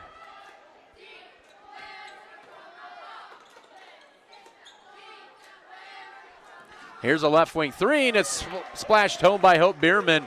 Her first 3 in the night. She now has her second of the year. It's 35-12. 6:15 to go third quarter. Bierman with 7. Goodland with their 5th triple of the night. They are now on a 10-0 run over the last 2 minutes of this ball game. Kaylee Felker and also Peyton Gentry to check in. But first we have a foul. That'll be the 3rd team foul already. Goodland this quarter. Jacelyn Gable now with 3 fouls. She has her 3rd foul as Bierman, Cure, and Gable now with 3 fouls. Schick and Stargell back into the Cowgirl lineup. Scott City exiting is Campbell and also Heineman. 35-12 Goodland, 2 minutes into this third quarter. Hickey to inbound it, and now into Kaylee Felker. Holds it. Now up top, it'll go to Valeria Castile. Castile in, it goes to Gentry. Drives the right lane, pulls up, and knocks it down on the line drive. Her 6-point. 35-14 with 5:50 to go third quarter. So Gentry, who had 10 points the other night, all in the second half before exiting late third quarter, has 6. 5.5 to go third quarter, 35-14 to whistle. We got a 3-second lane violation. Goodland's second turnover of the quarter. They now have 12 for the night. Libby Cure to return the lineup for McKenna Schick. As the Cowgirls will apply full court pressure with 5:35 here in the third, 35-14 your score. They'll inbound it in. They just avoid the 5-count, ball deflected out. No time ran off the clock. We're here on KSKL Scott City. Castillo trying to inbound it in yet again. Will throw it too high and throw it right into the hands of Stargell for another turnover. 24th of the night for Scott City here. 5:25 to go third quarter. That's season high. Cure with the basket. That's Libby, her 7th point, 37-14. 5:17 to go third quarter as the Lady Beavers are in the front court with it. With Peyton Gentry goes right with the pass to Valeria Castillo. And Kaylee Felker trying to cut in as Peyton Gentry deflected in a 25th turnover. Racing here is going to be Allie Cure. Pulls it back out up top. Linton will try a straightaway triple, and that one bounces out. But Libby Cure with the follow-up, no. And rebound in the hands of Peyton Gentry. So Gentry with their 3rd rebound. Scott City not very many rebounds tonight after having a big rebounding performance. 38. And shot is up and good on the other end. Valeria Castillo matches her career high with 5, and it's now 37-16, 4.5 to go here in the third quarter. Scott City had a season-high 38 rebounds against Lakin on Saturday in their 4-point loss. Skip it out high. Allie Kier for her third three of the night. Bounces off, but rebound right there is Stargell. Her fifth rebound put up by Libby Kier, no. And the rebound, Kinley Hickey, and they're going to get a tie-up. It'll still stay on Goodland's end. Back into lineup is going to, or in for the first time. McKenna Schick and Hayden Short in for Goodland. In for Scott City, making her first ever varsity appearance is Adelaide Zeller, the 5'6" sophomore. 32 to shoot. Coach Justin Fro going deeper and deeper on the bench. 17-footer knocked down by Stargell. Stargell with the basket. She has 8. 39-16. 4 minutes to go, third quarter. And now Scott City turns the ball over for the 26th time. Libby Kier, layup, bounces off, and the rebound secured by Zeller. That's her first varsity rebound. 3:45 to go, third quarter, trying to get it to Castillo. They get in the reach-in foul on Allie Kier. That is her first. Doherty Goodland's fourth team foul of the quarter. Just one has been whistled on Scott City. That's Kier's first, as I mentioned. 4 new subs in for Goodland. Hope Bierman, Lauren Linton, also in for the Jason Gable. It is 39-16 for Goodland over Scott City. Lady Beavers will have the ball out of the timeout here after the Goodland foul, and new 35 in the shot clock underneath their own basket into Kinley Hickey, getting some significant varsity minutes tonight. Now to Gentry. Gentry will set up the offense. Got a 3-second lane violation, and add another turnover to the tab tonight. 27 Scott City turnover. Bounce pass here. Lauren Linton passing in the front court to Jason Gable, guarded by Kaylee Felker. Both of those players have 3 fouls. Up top, it's Linton. He'll swing it over right side to Allie Kier. 3:20 to go, third quarter. 39-16. Goodland would lead in the basketball. Left wing to Hope Bierman. Bullet pass in, trying to get it into Ellie Everett. And that ball is going to be lost out of bounds. Goodland with her 13th turnover of the night is Valeria Castillo in for Hickey. First minutes of the year for the freshman Kinley Hickey.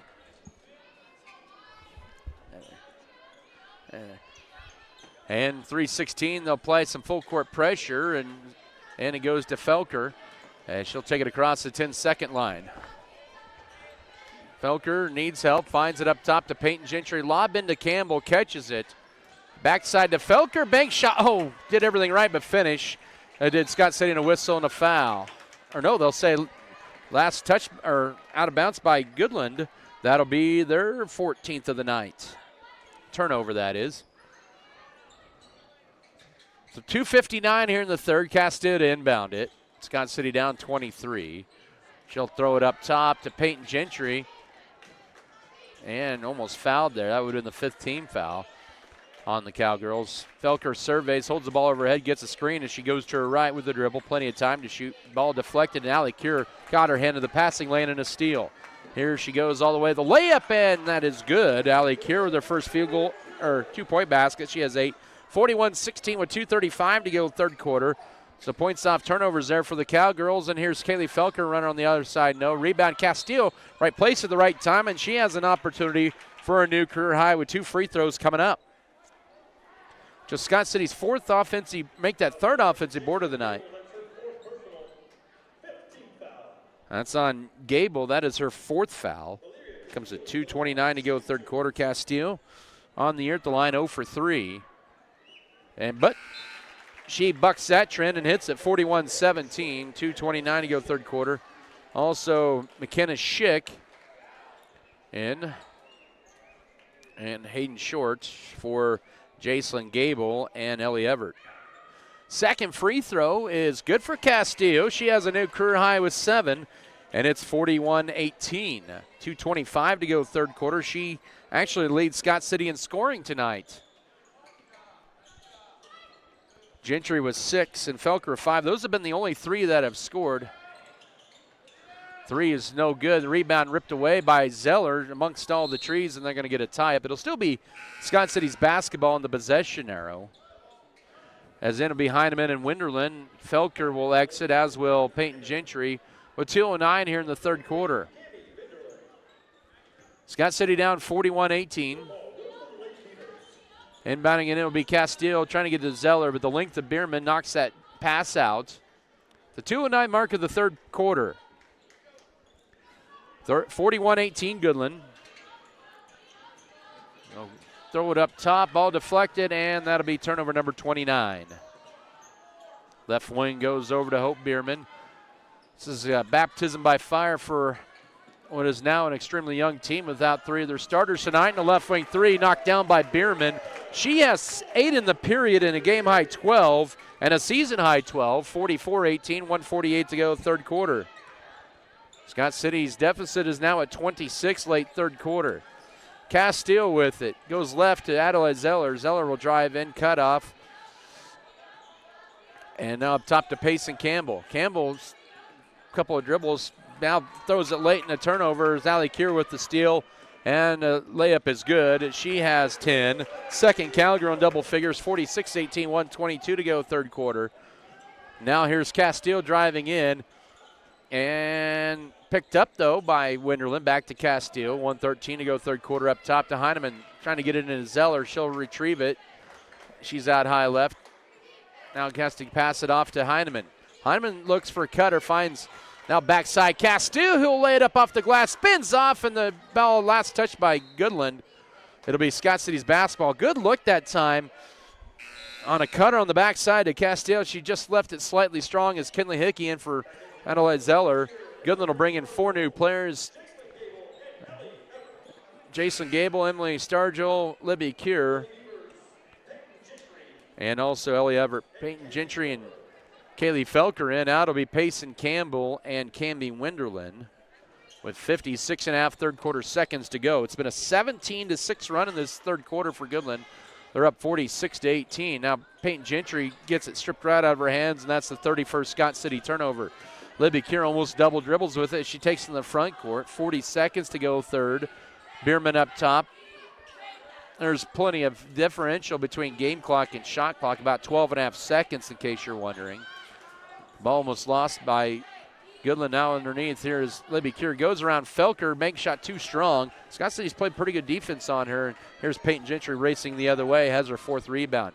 20 seconds to go, shot clock off, and now trying to get it. Oh, keeping in the front court is Hickey, now right side. Here's Peyton Gentry with 12 seconds to go. Trying to go right side, got a screen. She drives the right baseline, wrap around to Heineman, up top to Castile, now to Hickey. With 5 seconds, turns down the 3, lets the defender go by, launches a 3 too strong, rebound Gentry, throws it up as time winding down, and she swishes it. She has 8, and it's 46-20 as we go to the fourth quarter. Scott City down by 26, but fighting here shorthanded tonight. Back in a minute for the final period. In 1 minute, this is Beaver basketball. Western State Bank proudly supports Scott Community High School students and athletes as they prepare for another great year of achievements. Just as our students prepare for another successful year, we encourage you to be prepared for whatever life may bring you. Stop in and talk with the knowledgeable staff at Western State Bank, whether it be a new home loan, financing for your business, or any one of our checking and savings account options. We're here to help you. Make sure to check out all of our internet banking options provided at WSBKS.com. Western State Bank, member FDIC. And as always, go Beaver! Axis Seed Red Barn is your locally owned and operated Axis Seed independent regional company, using local data to bring you top performing seed, fertility, and biological products tested and proven to perform right here in Western Kansas. Axis Seed, your farm and your future. That's our focus.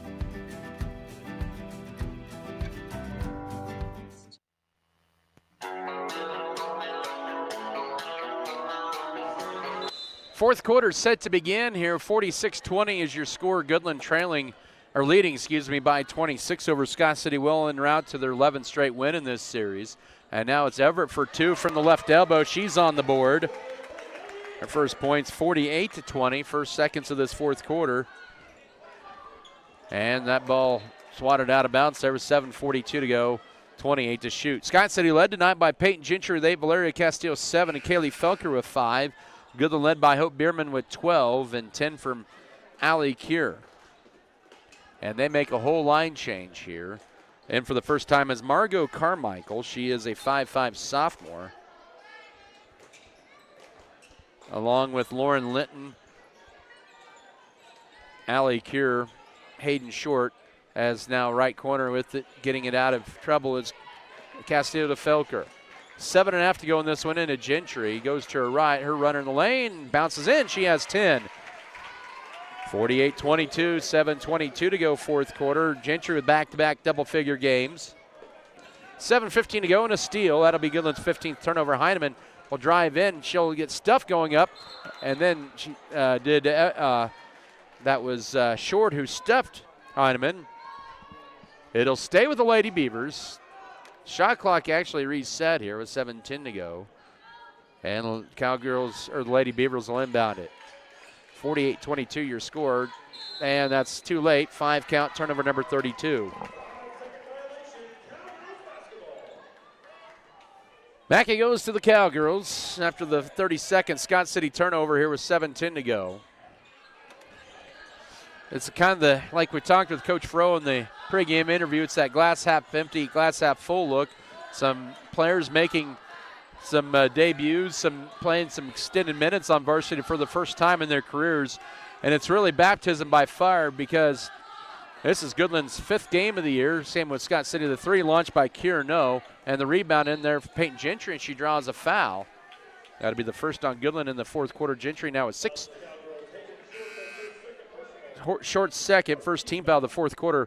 By the way, Gentry was 1 rebound away from a double-double on Saturday in Garden City. But you have 4 new players for Scott City that have never played varsity until Saturday, 2 making their debuts tonight. So a little baptism by fire, but they're going to get a lot of valuable lessons here. They draw a foul, does Peyton Gentry. That'll be team foul number 2.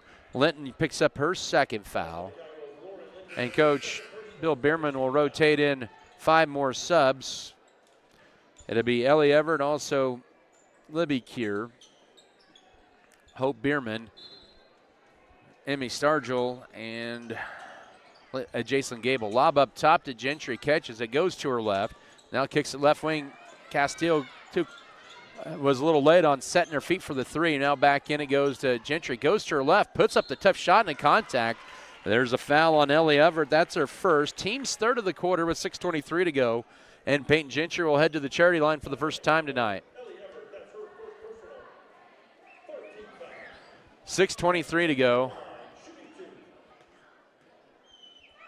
First to 2 for Gentry. Knocks that one down. The Lady Beavers are now 6 of 9 tonight, so a nice improvement from Saturday where they were just 7 of 19. Gentry with 11 makes it 48-23. 6:23 to go. Second free throw for Gentry off the heel. And the rebound crashing the board. Stargell with her 6th of the night. Gentry coming in, 9 is 16th the line, now 10 of 18. 6:14 to go, 25-point Goodland Cowgirl lead, 48-23. They're working around the perimeter to Hope Bierman, 20 to shoot. Now Libby Kier will drive in, and she gets fouled by Payson Campbell. That'll be her 3rd, and Kier will have 2 free throws, I believe, with 6:04 to go. That'll be Campbell's 3rd foul. First team foul in Scott City in this fourth quarter. It's Libby Kier to the line. She is 1 of 3 there tonight. Goodland's first free throw attempts of the second half. They're 9 of 12 tonight. 6:04 to go. Free throw number 1 is good for Kier. She has 8, and it's now 49-23. Kaylee Felker and Adelaide Zeller in. That'll be Kinley Hickey as well as Peyton Gentry. Gentry exits with a team-high 11. Second free throw for Kier is nothing but net. She has 9. She's hit her last 3 charity tosses after missing her first 2. And Goodland hits the 50-point mark for the 4th time in 5 games, 2 minutes into this fourth quarter. Zeller with it, goes right side to Winterland. And she stepped right on the sideline, and that's Scott City's 33rd turnover of the night. Been one of those nights for the Lady Beavers.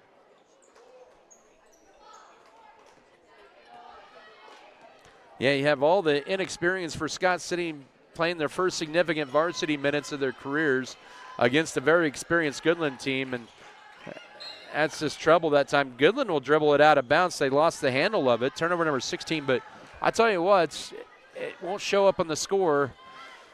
They've had some moments where they've been good. The turnovers, of course, that's bothersome, but the effort and the fight for Scott City tonight has been there. 5:35 to go. Got a lot of experience here, and That's going to pay dividends down the road and what to do and what not to do. That ball was deflected. It's tied up at half court. It'll be Scott City's ball with 19 to shoot. So you're playing with some new players that maybe don't know some of the stuff on the varsity side that they would on JV, and that also throws in a factor that kind of shortens your sets for offense a little bit as well. Some of the personnel here. 10 to shoot. With it is now Felker from Winterland, goes to the right baseline. It's cut off, trying to get it to Payson Campbell. The pass is too late, and that's turnover number 34. And down the floor, a little high for Goodland's Libby Cruz, who can jump pretty good as well, but that's going to be turnover number 17 on Goodland. 5:07 to go. Peyton Gentry back in and a whole new 5 in for the Cowgirls. As Coach Bill Bierman, I think part of this is keeping his players somewhat fresh here for the rest of this game, and part of it just saving some energy as well for 3 more games for them this week. Allie Cure in there, also Margot Carmichael, Hayden Short, Lauren Linton, and also McKenna Schick. Winterland with it for Scott City. 4:55 to go in this one. Driving in is Kaylee Felker. Nice strong move to the rack, and she has 7. Her first points of the half, 50-25, 4:45 to go. She's got 11, 7, and 7. Just 3 Lady Beavers have scored. The 3 starters that have started every game for Scott City. Wraparound is stolen away, and Goodland with back-to-back turnovers. Here come the Lady Beavers with it. Peyton Gentry will blow by 1. Will lay it up. Can't get it to go, but she draws a blocking foul on McKenna Schick, her first, Goodland's 4th team foul of the period. And back to the free throw line will be the 5'9" junior Peyton Gentry, and she's really not 100% either tonight. Rolled her ankle late 3rd quarter against Lakin on Saturday. Did not play that 4th quarter and hits that free throw down. 50-26 with 4.5 to go. Kinley Hickey, Maggie Heineman in, and Emily Grace Dargill back in for Goodland. 4:30 to go. Out is going to be Valeria Castillo as well as Kaylee Felker. Second free throw also good. That's 13 now for Gentry. 50-27. And Goodland's going to have an unforced turnover off the inbounds, their 19th of the night.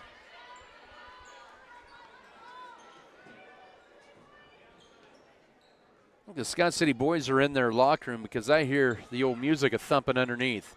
Inbound in, it's to Peyton Gentry trying to go for a career high, and she banks it in. She ties her career high with 15, 50-29 with 4:19 to go. The 2 teams will resume their season series in late January. That 3 was bricked in a tie-up. It'll be Goodland's ball in the possession there. I believe that was Short who put up that 3. Of course, Scott City, they were summer injury for Katie Weathers as well, so technically Scott City without Hayden Short. As Margot Carmichael with the basket, her first basket, 54-28. 2:38 to go. Scott City, almost stolen away. Now Castile will throw up a shot, no, and that'll be a foul. And Castile will get 2 more free throws, looking to add to her career high tonight. That foul charge to Stargill, her 2nd. Actually, that was the basket for her, not Carmichael, but Stargill with 10. 54-29, 2:31 to go. Castile trying to get point number 8, try to add to her career high. She does. 54-30, 2:31 to go. Kinley Hickey, Payson Campbell in, the 2 freshmen for Scott City. Peyton Gentry and also Cammie Winterland exit. Castillo's 2nd free throw is also true. She is 4 of 4 at the line tonight and has 9 points. 54-31, 2:28 to go. There's a lot of positives you can take out of this game tonight for Scott City, even though it's really been a lopsided game for most of the night. I know the one thing that they will not like are all the turnovers. 2:10 to go, but turnaround jumper, tough shot. Denton's on the backyard, no good for Schick. Rebound Goodland and a whistle and a foul. And that'll be team foul number 2 on Scott City in this 4th quarter. So Kaylee Felker with her 4th foul. with 2:04 to go. 2 free throws coming up here for Short. Rims that one out. She's 2 of 3 at the line. Goodland 2 of 3 in the fourth quarter at the line. 11 of 15. And second free throw too strong. Payson Campbell grabbed the board, then finally trickles out to Valeria Castillo. She pushes it with under 2 minutes to go. In it goes. Here's Kaylee Felker driving in strong and runner. No, but she is fouled. She'll get 2 free throws. And if she can hit both of the free throws, she'll tie a career high. That's team foul number 5 on Goodland. Ellie Everett with her second. 1:51 to go. First of 2. Oh, too strong. I jinxed her probably. 54-31 with $1:51 to go. It's been actually Scott City's outscored Goodland in this final quarter 11-8. That one didn't want to drop in either and rebound into the hands of Schick, and she is tied up, they'll say. But Goodland keeps possession of the basketball with 1:49 to go.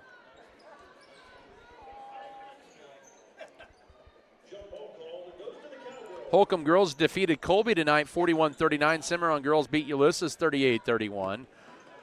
And now almost stolen away, and it is. Hickey gets it to Kaylee Felker. She'll drive to the right side, 99 seconds to go. Looking for a cutter, and nobody there. And there were 2, but their miscommunication. 37th turnover for Scott City as the team's trade turnovers. Goodland has 20 of their own tonight. Minute 25 left. Up top, Carmichael swinging over left side to Hayden Short. 54-31, Scott City trails. They're going to go to 1-4 on the year, 0-1 in the league. Goodland will go to 4-1 and overall and 2-0 in the league. Back up top, here's a 3. No, short for short, out of bounds that belong to Scott City with 67 seconds left. Scott City will get a 6-0 Holcomb team on Friday night. In the front court, here is Castile. Final minute of this one. Now that is Maggie Heineman. Piper Fox, Chris Irvin, and Lily Leitner unavailable tonight because of injuries suffered against Lakin on Saturday. And the layup it will sneak in, and Felker ties a career high with 9 and 1, 54-33, 46.3 to go. Team foul number 6 of the quarter on Goodland. That'll be on Ellie Everett. She's picked up all 3 of her fouls in this fourth quarter. 46.3 to go. And Scott City's only had 3 players score tonight. They have 2 of those in double figures. Gentry is tied a career high with 15. Felker is tied a career high with 9. And she has a new career high with 10. 54-34. 40 seconds to go in this one. Off a screen up top to Stargell. Swings it over right side. Back up top now to Stargell. In the paint here is McKenna Schick, and she'll draw the contact with 31 seconds to go, and she'll have 2 free throws coming up. Shot clock now off. I believe that's on Kaylee Felker. That's going to be it for her. And I think all 5 fouls have been legitimate fouls tonight. We had the controversy on Saturday. She'll be disqualified here with 31 seconds to go, but she'll have a new career high with 10 points. That was Scott City's 3rd team foul of the fourth quarter.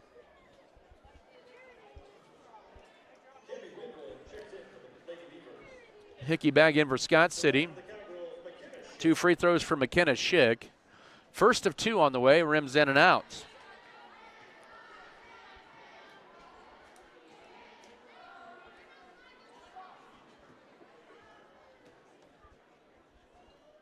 Second free throw, rims in. 54-35, or 55-34, excuse me, 29 seconds to go. Shot clock is off.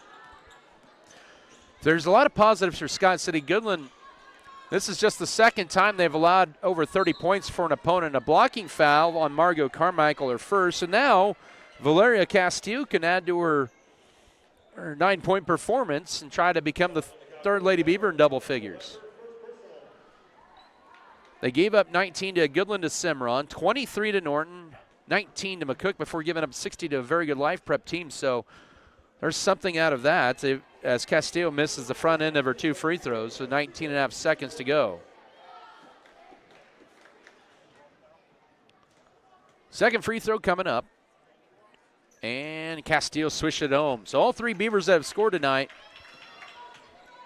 are all in double figures. 2 of them with career high, 1 with a career high tying night. 10 seconds to go, and then Goodland may just pass this one up top and close this game out. 55-35, 4 seconds, 3 seconds, swatted away. Goodland will track it down up top, and that'll be it. 55-35, your final. Scott City gives it a good effort tonight without 3 of their top 4 scorers, as the Cowgirls are now 4-1 on the year and 2-0 in the league. Scott City drops to 1-4 overall and 0-1 in conference play. 55-35 your final. Back in 3 minutes for your post-game show coverage. This is Scott City Beaver basketball. Great things are happening at Scott County Hospital. Our team now includes 5 family physicians and 9 advanced practitioners, ready to care for you and your family right here in Southwest Kansas. We're taking new patients, including OB care, and we're here for every stage of life, from welcoming your newest addition to supporting you as you age. Professional, friendly, and close to home. Call Scott County Clinic today. Scott County Hospital, caring for our community because we're part of it.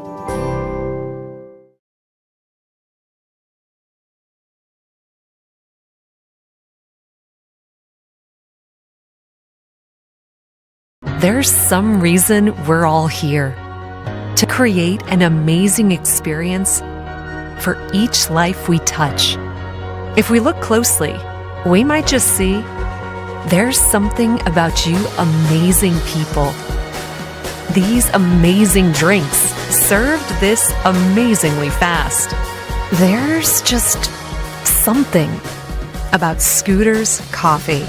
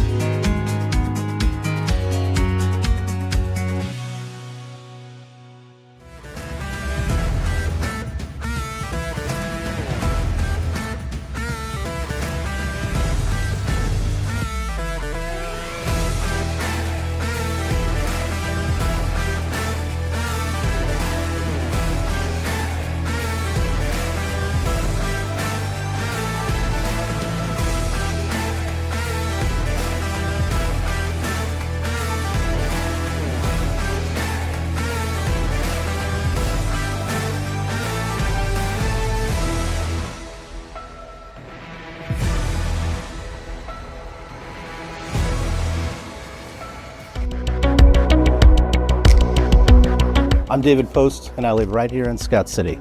I'm proud to help my neighbors protect their homes, farms, and businesses, because this is my community too. At Iron Insurance Partners, we're here for you on game day and every day, helping you protect what matters most, because your hometown is our hometown. Give us a call or stop by today. Your exact needs are the standard at Scott Pro. Call us today at 620-872-2189 and let the professionals at Scott Pro design your custom supplement. Welcome to the Scott. I'm David Post, and I live right here in Scott City. I'm proud to help my neighbors protect their homes, farms, and businesses, because this is my community too. At Iron Insurance Partners, we're here for you on game day and every day, helping you protect what matters most, because your hometown is our hometown. Give us a call or stop by today. 35 post-game show presented here by Scott City Ace Hardware. We'll be there tomorrow night at 6 o'clock for Coach's Show. Adam Kadavy with you here. Goodland led this one wire to wire. The Lady Beavers, yeah, the good and the bad and the ugly at times tonight. The bad and ugly was 37 turnovers, but the good was the effort. They were right there fighting. They're just the inexperience when you have several players playing 4 quarters of varsity for the first time this year in game number 5 of the year for both teams, and you face a veteran team that's had a lot of minutes over the last couple of years. That can be disastrous. But Goodland held their own tonight, but fell short here tonight by the final of 55-35 to the number 5 team in Class 3A. So we take a look at the final scorers for Scott City. Well, there were only 3 that scored. They all scored in double figures. They either tied a career high or had a new career high. Peyton Gentry tied a career high tonight with 15 points. Kaylee Felker and also Valeria Castillo, they had new career highs tonight with 10. Castillo had 5 on Saturday. That was a career high. Felker had 9 last year at Larned, and she clips that by a point on that 3-point play late in the game. Scott City, 1, 2, 3, 4, 5, 6, 7, 8, 9. They went 12 times to the line in the fourth quarter and hit 1, 2, 3, 4, 5, 6, 7. So they were 12 of 20 tonight at the line, which was actually one of their better performances of the year, coming in at 49% as a team. But they had 37 turnovers. They were out-rebounded. They only had 15 total rebounds tonight. They had a total of 7 steals. For the Goodland Cowgirls, they were led in scoring tonight. Hope Bierman ended up with 12. That is a season high for her. 10 for Emily Gray Stargell. That's a new career high for her that she clips from Thursday night's win over Norton. 9 for Libby Keir. 5 for Hayden Shorts. 2. McKenna Schick had 3. Lauren Linton had 3.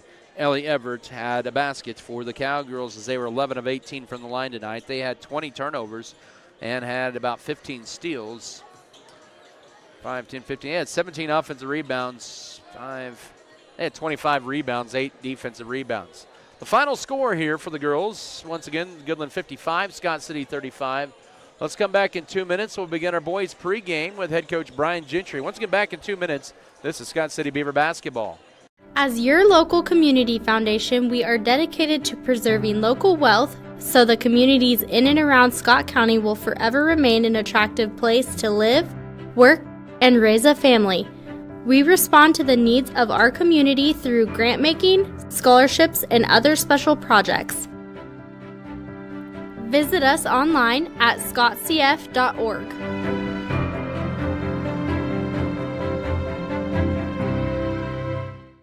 BBN is brought to you by Lawrence & Associates Realty Incorporated, Good Anesthesia, Elevate You, Lone Tree Farms, Fairleigh Feed Yard, American Implement, Great Western Tire and Deck Mart, Scott Community Foundation. At American Implement, we believe that education and athletics play a crucial role in uplifting communities. Our commitment to supporting farmers aligns closely with the values of teamwork and resilience found in sports. By investing in local initiatives, we enhance individual lives and strengthen community bonds for a brighter future. American Implement, indebted to the past, committed to the future. There's nothing more spacious than Western Kansas, and nobody closer than our communities. We are determined to keep our communities connected to schools, kids to teachers and parents. We believe a connected world is a better place. We're more than what we do for our hometowns. It's what we do with our hometowns. S&T is proud to be your family, your friends, your neighbor.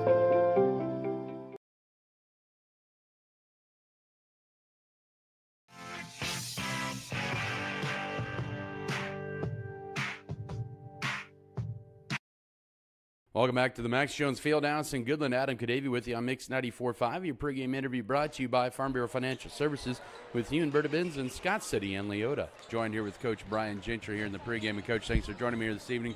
A great win over the Ottawa Cyclones on Saturday to get third place at the Round Ball Classic, and a game that you trailed at the first quarter, but then really dominated in that second quarter, going on a big run there, never looking back. A game after a late night the night before, you had to be pretty happy about your resolve and coming back and taking care of business on Saturday? Yeah, Friday was more my fault than the players. We went down for the girls' game, and don't get me wrong, we want to be supportive, but I also don't want our guys to have to sit in a gym for 6 hours before we play, and the game in front of us went into overtime. So I just thought we were that team that looked like they had been, sleeping in a hotel and been away from home for 3 days, and that wasn't the case, but I kind of put our guys in that situation. So I thought they did a tremendous job really bouncing back on Saturday. The second quarter, speaks for itself. That's the team that we want to be, and we want to push the pace. We want to run the floor with or without the ball. And I thought they did a really good job of that, and now we just need to see it continue as we go forward. What I've liked about the game, especially Saturday, was evident more than anything else, is your guards getting into the paint, and then, or even your post players kicking it out for those threes. And it feels like that they've been more consistent so far through 4 games here of driving in and getting the kick out shots. We've got several guys that are capable of doing it. They just have to have the mindset of doing it. Probably the big thing, in that game Saturday was not that we took Junior off of the point guard position, because there's several times where he does have it, but in the midst of the game, Cooper was the one, kind of initiating our offense. When he does it, he really pushes the pace. He really tries to attack the basket, and that makes the defense start moving. So then when we get into our initial actions, we've kind of already got an advantage because of how we push the ball up the floor. But I thought our guys did a fantastic job in that second quarter, especially, of really sprinting the floor in transition. It benefits us so much when we have guys willing to run in transition the way that they did. But we just have to continue it. I actually don't think that we did it in the third quarter either.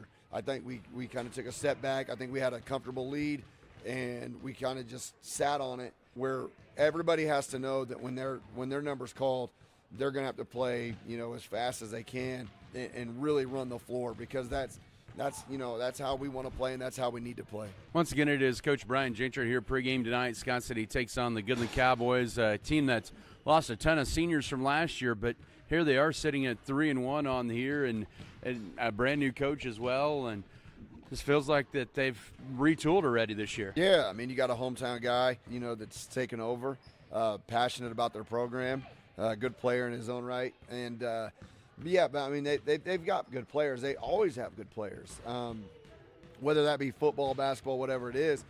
They've always had athletes. They've always had guys that were capable of playing. So they are a good team, and it all starts with Braylon. And I mean, he's a dude. He's good. I really, really like his game. I think he handles himself the right way. He's kind of who we have to really put our focus on early, keeping him out of the paint. Good shooter, makes everything happen for him. But then, they've got quite a bit of length in the starting lineup and coming off the bench. Again, it's going to be another game, which we saw a lot of length, this past weekend. We've got to have our guards really get in there and stay active rebounding. We've got to run the floor like we were talking about. All right, should be a good one for the league opener tonight for Scott City as they face the Goodland Cowboys on the road. Coach Brian Gentry here in the pregame. And, Coach, appreciate the time. As always, good luck to you guys. All right, thanks, Adam. All right, once again, those are comments presented here by from Coach Brian Gentry here as this pregame interview brought to you by Farm Bureau Financial Services with Hugh and Berta Benz in Scott City and Leota. We're going to keep it right here for the time being here as we're going to recap our girls' game with head coach Justin Fro. And, Coach, a 55-35 loss here tonight. But you were shorthanded. 3 of your top 4 scorers tonight were unavailable. Peyton not 100%. And you throw a lot of newcomers into the fire with a team that's got a lot of veterans. I think you have to be pretty ecstatic coming out of here how you guys played tonight. Yeah, I think so. I mean, obviously, at the end of the day, no excuses in terms of this is still going to go down either 1-0 or 0-1. But, like, what you just said, it we are not going to be 100% tonight. We know that coming in. We know that we're going to have people step up, and we know that, we're going to have to win in different ways in terms of it's going to be ugly, and we're going to have to be able to muck it up a little bit, and we're going to have to be able to find different ways to score the ball whenever, you have one of your main scorers out and then your other one's a little banged up. And just in terms of roles, like, we were very outsized tonight. So I thought for the most part, we did a pretty good job on the boards in terms of with our size, being able to get most of our guards in there and rebound the ball for us. And then also, once we settled in after that first half, I thought we played a much better second half in terms of, well, hey, listen, you know they're going to pressure, okay? This is how you got to handle the pressure, okay? You got to be able to find the lanes. You got to be able to use your pass fake. You got to be able to dribble around the pressure. You can't just come across half court and pick it up and then expect our teammates to be open to bail you out. So, you know, in terms of that stuff, whenever we got that fixed and figured all that out, I thought that we did a much better job in the second half. And I love the fight that we had tonight, and we never gave up. And I love that in terms of just watching the growth from every individual girl. I think that tonight we still are growing in terms of every single player is getting better. Well, you mentioned that, the growth there, and you start 2 new players there that hadn't started. I thought they really did a good job of holding their own, and Maggie Heineman and Payson Campbell. But you had only 3 score, but they either tied a career high or had a new career high tonight, so they were kind of forced into maybe getting a little bit out of their comfort zone and scoring a little bit more. Yeah, and I told them too, I was like, listen, now that we've gone through this experience here, okay, you don't have to back your offensive level of play down. You just keep it the same, and we add to it in terms of when we get people healthy, we're going to bring back some more scoring. So if we can stay at the level we were in terms of aggressiveness with our guards and attacking the basket and getting downhill, I think that would be great. And then we'll also have the extra additions in terms of, you know, whoever we're going to be bringing back offensively. But like I said, you know, we just had to battle defensively a lot in terms of size and boxing out, and I thought we did a good job for the most part. But really, it just comes down to, you know, who was going to step up tonight. And I thought a lot of people did step up, even if they didn't really show it in terms of scoring the ball or necessarily across the board in the stat sheet. This is a Goodland team in their 3 wins coming into tonight. They allowed 19, 23, and 19 points. And it's the second time this year they've given up over 30 points. That's a good defense, one of the best defenses you'll see all season, especially with their 1-3-1. And that's a vaunted defense that they play out there.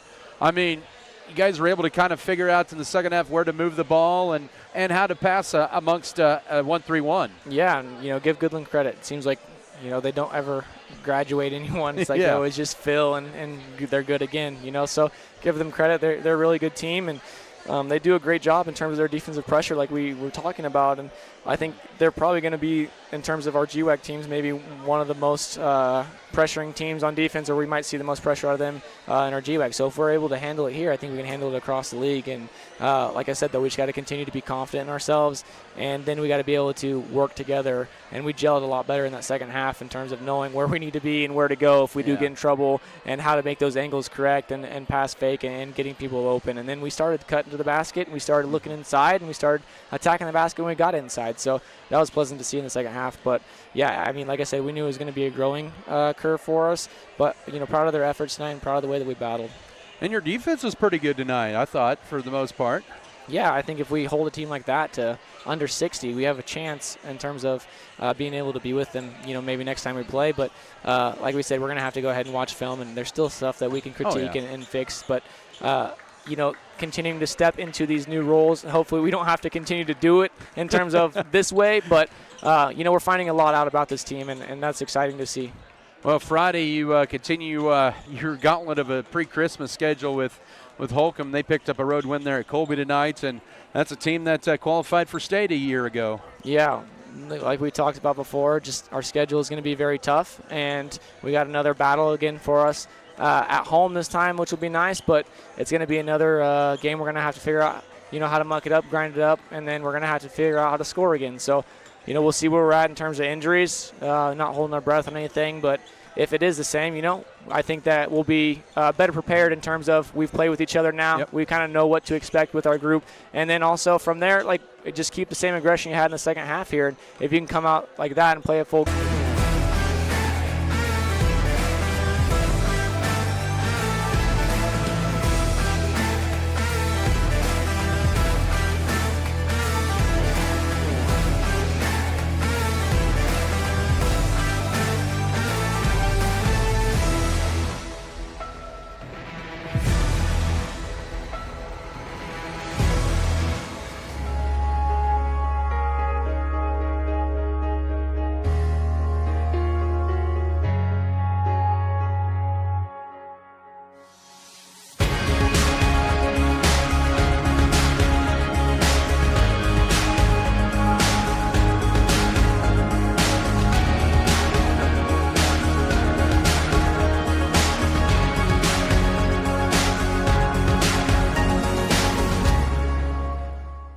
BBN is brought to you by Ag Management Services, All-in-One Wash, B&H Paving,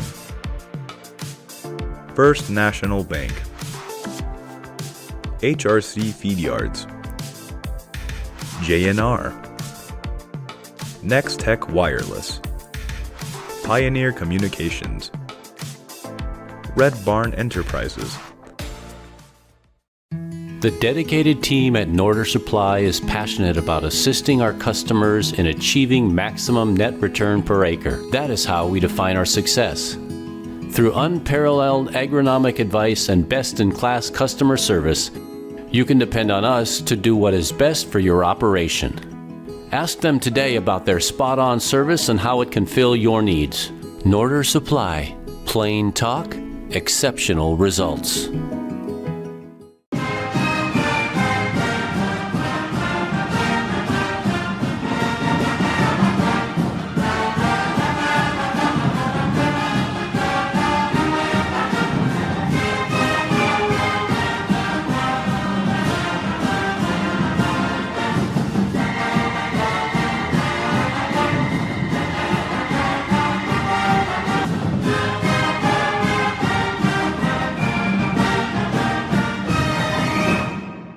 BBN is sponsored by Circle C Farms, Iron Insurance Partners, David Post, Norder Supply, Our Brothers Auto Body and Mechanic, Scott City Eye Center, R6 Ag, Farm Bureau Financial Services, Scooters Coffee, The Cottages at Garden City. Fairleigh Feed Yard is dedicated to investing in our facilities and staff to provide the best experience possible for the cattle feeder and, in the end, the consumers of our product. We are always in the market to purchase corn and other commodities from local producers. Call our office at 620-872-2111 for current pricing. Our dedicated employees and their families are very important to us, and we are proud of their children that are current beavers and individuals that will grow into those roles in the future. Fairleigh Feed Yard is privileged to support Scott City youth and are honored to cheer on the Beavers. Placed third in Class 4A a year ago, beat them by 29 as they twisted out of the gymnasium, did Ottawa. The Cyclones fell 76-47. And the Scott City Beavers are now 2-2 on there. That was a nice win. The Goodland Cowboys, they battled back after their first only loss of the year to the McCook Bison, 68-66. They came back and beat the Ulysses Tigers 65-62. This is a high-octane team that's under 2018 Goodland High School graduate Dawson Raymer.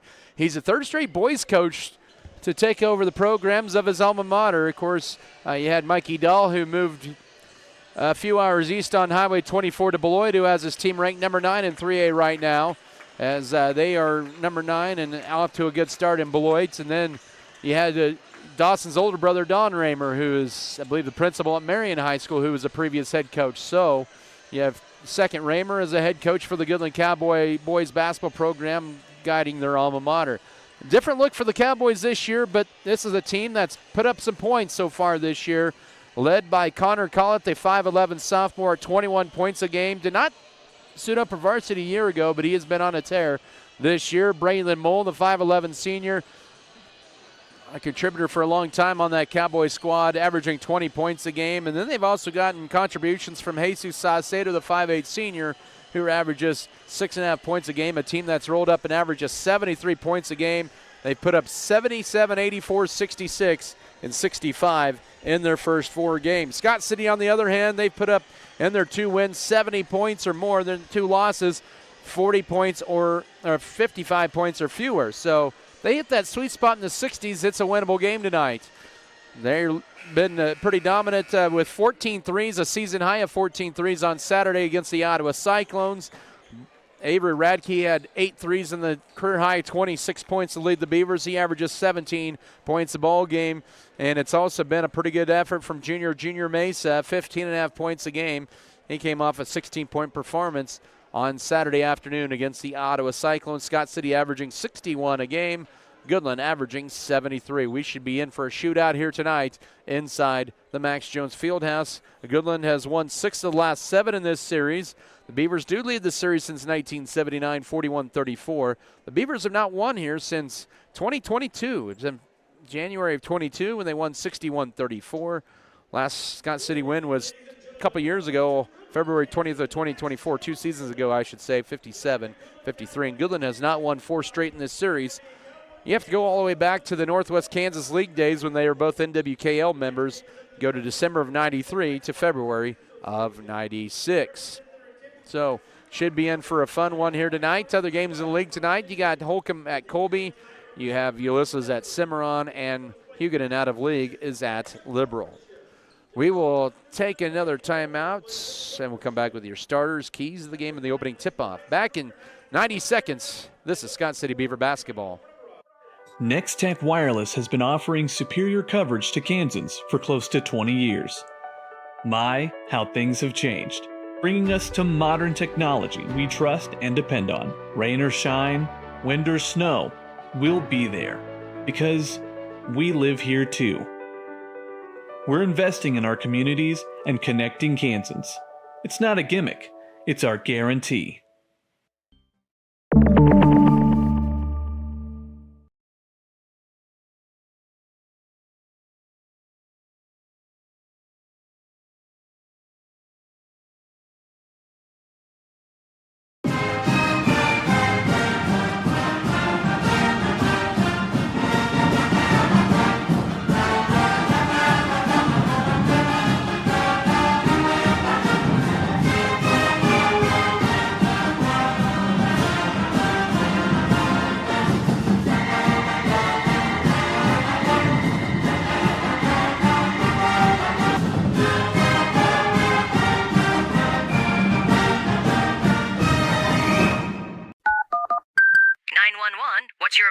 This is Circle C Farms, and we got a major situation. Farmers are getting more than just high-quality seeds with Beck's hybrids. There are commitment rewards. Sir, slow down. Is anyone in danger? Only if they miss out on early order and quantity discounts and flexible low-rate financing options. Sir, that's not exactly an emergency. Are you kidding? Around here, that's big news. Well, sounds like you're not just planting seed, you're planting a future. Circle C Farms and Beck Seeds. More than seed. It's family and growing your future. City and Leota for the Scott City Beavers, coached by Brian Gentry in his 10th season. Assisted by Joey Meyer, Drew Kite. It'll be Brody Steckline, the 6'3 junior, 4.5 points, 3 boards a game. Avery Radke, the 6' senior, 17.8 points and nearly 5 boards a contest. The 6' junior, Drew Metzger, 6.5 points, 5.5 rebounds a game. Cooper Irvin, a 5'9 sophomore, 4.5 points, 2.3 rebounds.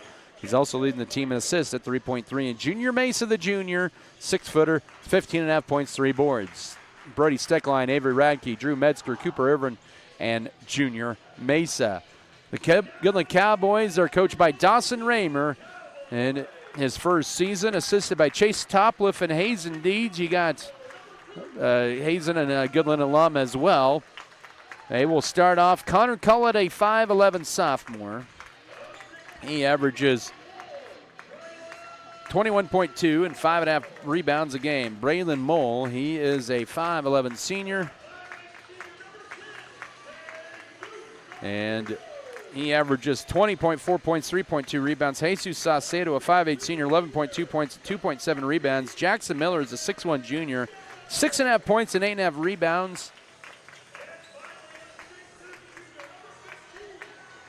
Actually, Jackson Miller, and then it is also starting. It is Trent Sheldon. He is a 6'2 senior at 2.2 points and 2.7 rebounds. So it's Connor Collett, Braylon Mole, Jesus Saucedo, Trent Sheldon, and Jackson Miller to round out your starting 5 for the Goodland Cowboys. Your starting lineups once again presented here tonight by Security State Bank. As we move onward to our keys of the game, presented by State Farm agent Michael Trout. The big key tonight for Scott City, keep number 2 and number 4 in front of you. They combine for 41 of their 73 points. Second key for the Beavers is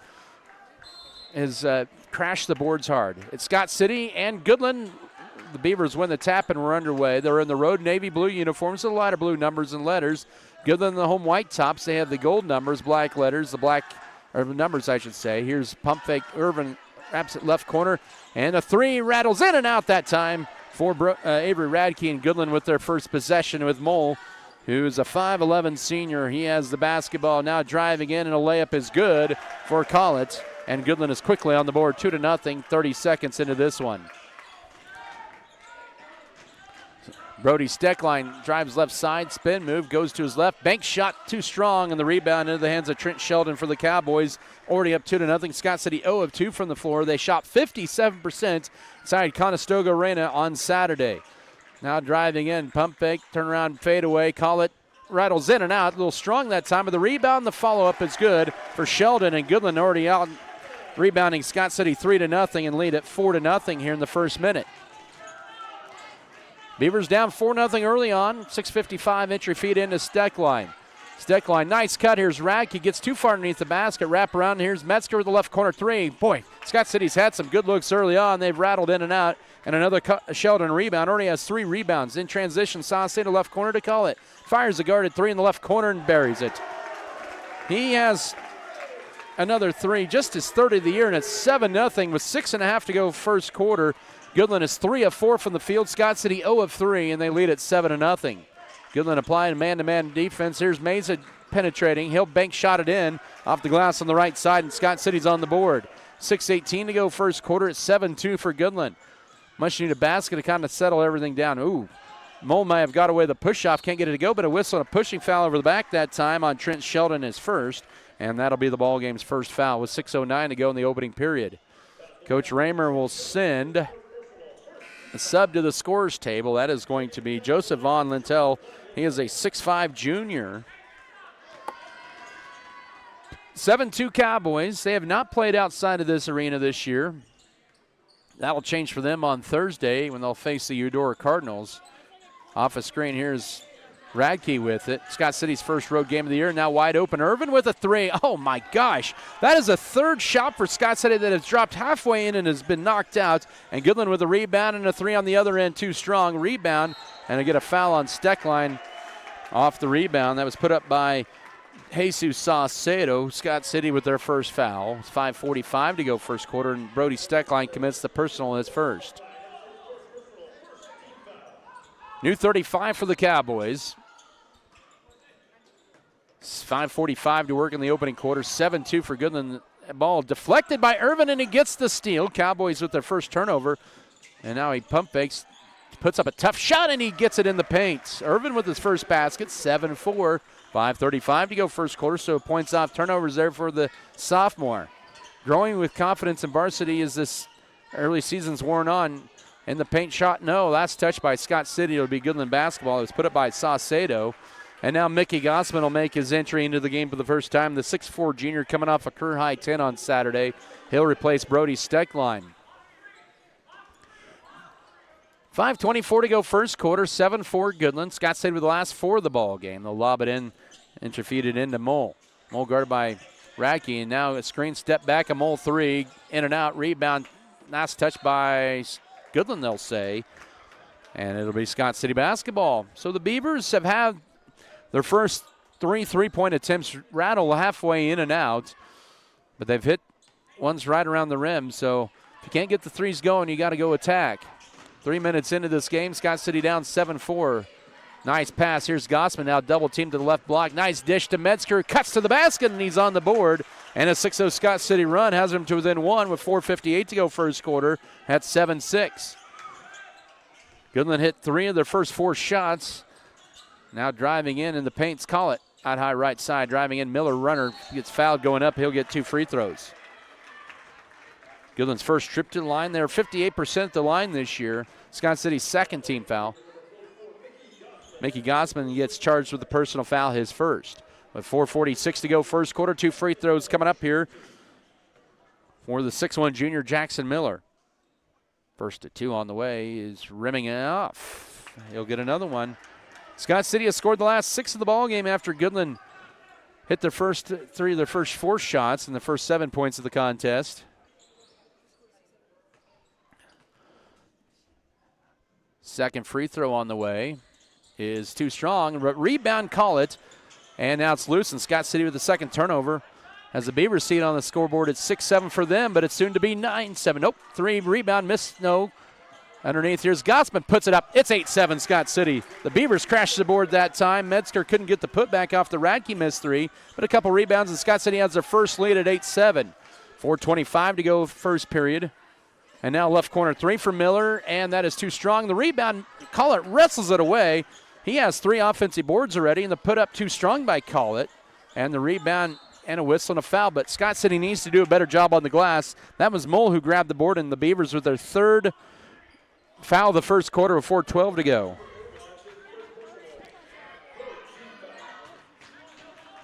The foul on Cooper Irvin is first. Scott City's third team foul. Goodland has been charged with 1 with 4:12 to go third quarter, but Scott City has their first lead of the game at 8-7.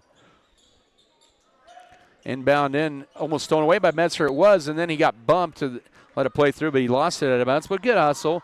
Second clip comes off the shot clock. 4:11 to go here in the opening period. Inbounding it in will be Mole. Does so to Collett. Collett's taking a vast majority of their shots here. Halfway through this first quarter here. And now Mole taking it on Radke. Drives in and gets it stripped and stolen away. Third Cowboy turnover. Here comes Scott City with a 8-0 run. And then Metzger gets stripped going up. And it's still going to remain Beaver basketball with 3:56 to go first quarter. Goodland to bring in Caleb Williams, a 5'11 junior.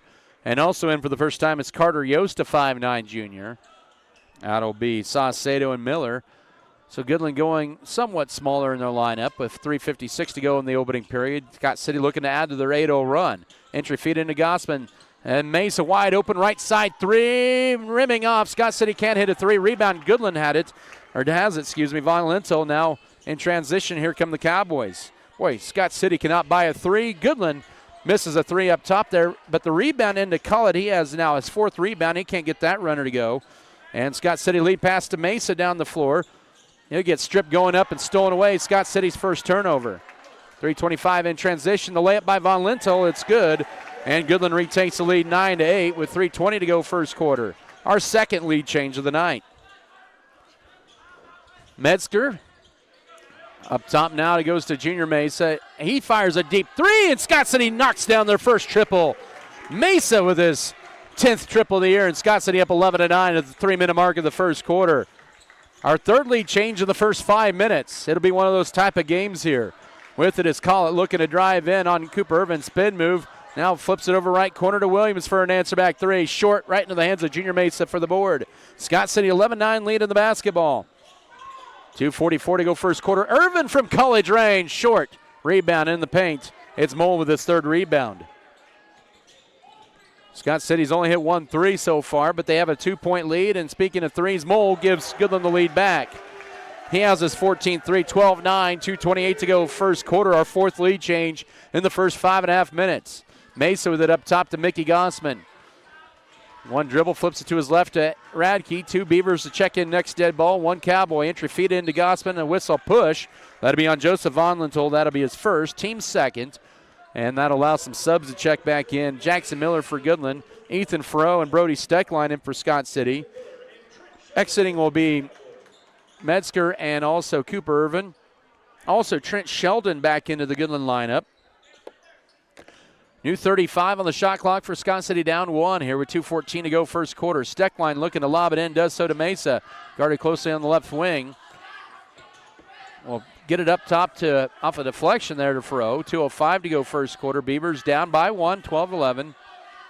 Radke looks for a cutter, finds Gossman, catches it. Looking for somebody on the right side through the hands of Steckline, but he got pushed in the back by Carter Yost. That'll be his first. And Goodland commits team foul number 3. 1:57 to go first quarter.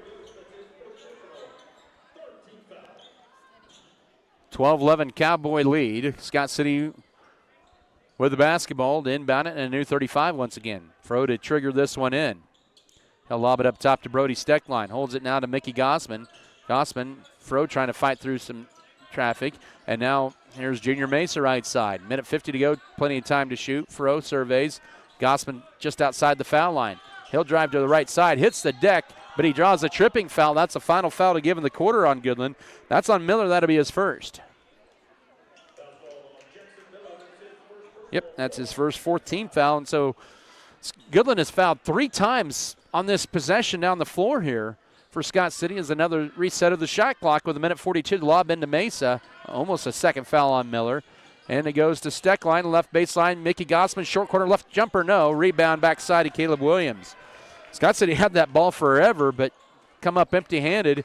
90 seconds to go first quarter. Goodland with a 1-point lead in the ball. With it, here is Mole. Looking to break down Mason. Now left corner, here's Caleb Williams. He looks to drive in, but cut off. And we're going over to Carter Yost. Yost now gets it over here out high to Miller. Bounce pass deflected. Thought it was kicked, but they said it wasn't. Now the ball is deflected right in the hands of Brody Steckline. Turnover number 4 on Goodland. Scott City runs with bullet pass to Gossman. Drives in, lays it up off the glass. He has 4, and the Beavers are back on top. 13-12 of the final minute of the first quarter. Scott City taking advantage of points off turnovers here in the first 7 minutes of this game. Mole guarded by Radke. That's quite a matchup tonight. Right side of Jackson Miller. 50 seconds to work first quarter. He'll drive in on Fro. Scott City does have one foul to give. Now Von Lindell loses it going up, and he almost got it in. And the rebound backside. Here's Steckline with his first board. Scott City up 1. Mesa through traffic. Misses a layup ball tip, but in the hands of Mole. He got bumped already his 4th rebound. Shot clock and game clock pretty much synonymous. Mole in the paint for a while. Now right side to Williams. Back up top, Miller. No look, left side, Mole pump fakes on the 3. Drives in, his runner is too strong. Got his own rebound in between 2 Beavers. And now it's loose on the floor. Goodland will save the possession with 15.5 seconds. The shot clock is shut off. We'll keep it right here with 15.5 seconds to go first quarter. Basketball presented here tonight by First National Bank, Farm Bureau Financial Services, Neil Baker, Fro Heating and Cooling, Fro Ag Service, Fro Electric, Good Anesthesia and Pain Management Services, Great Western Tire, Deckmart Furniture and Appliance, High Choice Feeders, Hey Amy Farms, HRC Feed Yards, J&R Car and Truck, JF Beaver Advertising, J and Rue Trucking, Jackson Legal Group, 11 Lawn and Tree, Lone Tree Farms and Livestock, Metzger Family Farms, Midwest Mixer, Miller Veterinary Clinic, Northern Supply, New Life Market, Pioneer Communications, Perfect Auto Detailing, Plain Jans, and Platinum H Insurance. So Goodland saves possession of the ball there with that 30-second timeout. 15 seconds to go first quarter. It's Scott City 13, Goodland 12. This is, so far, the first quarter has been lived up to its billing here coming in. 5 lead changes, no ties. Goodland's going to get the final crack at it. It's inbounded into Braylon Mole. He'll take it across. He has 3 points for the Cowboys. Guarded by Radke with 8 seconds. Bounce pass to the left elbow to Miller.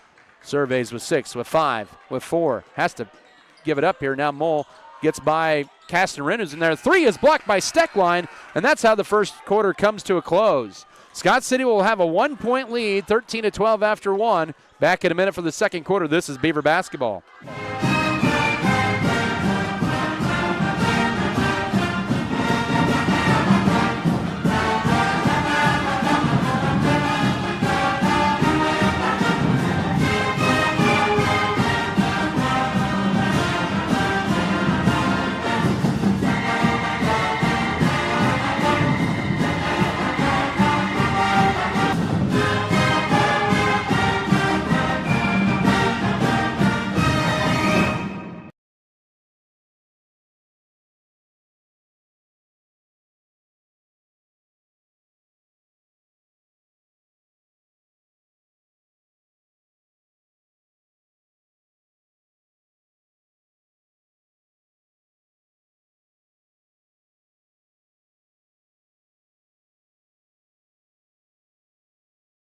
Kansas Insurance are equal opportunity providers. Needle and Tampa have you covered.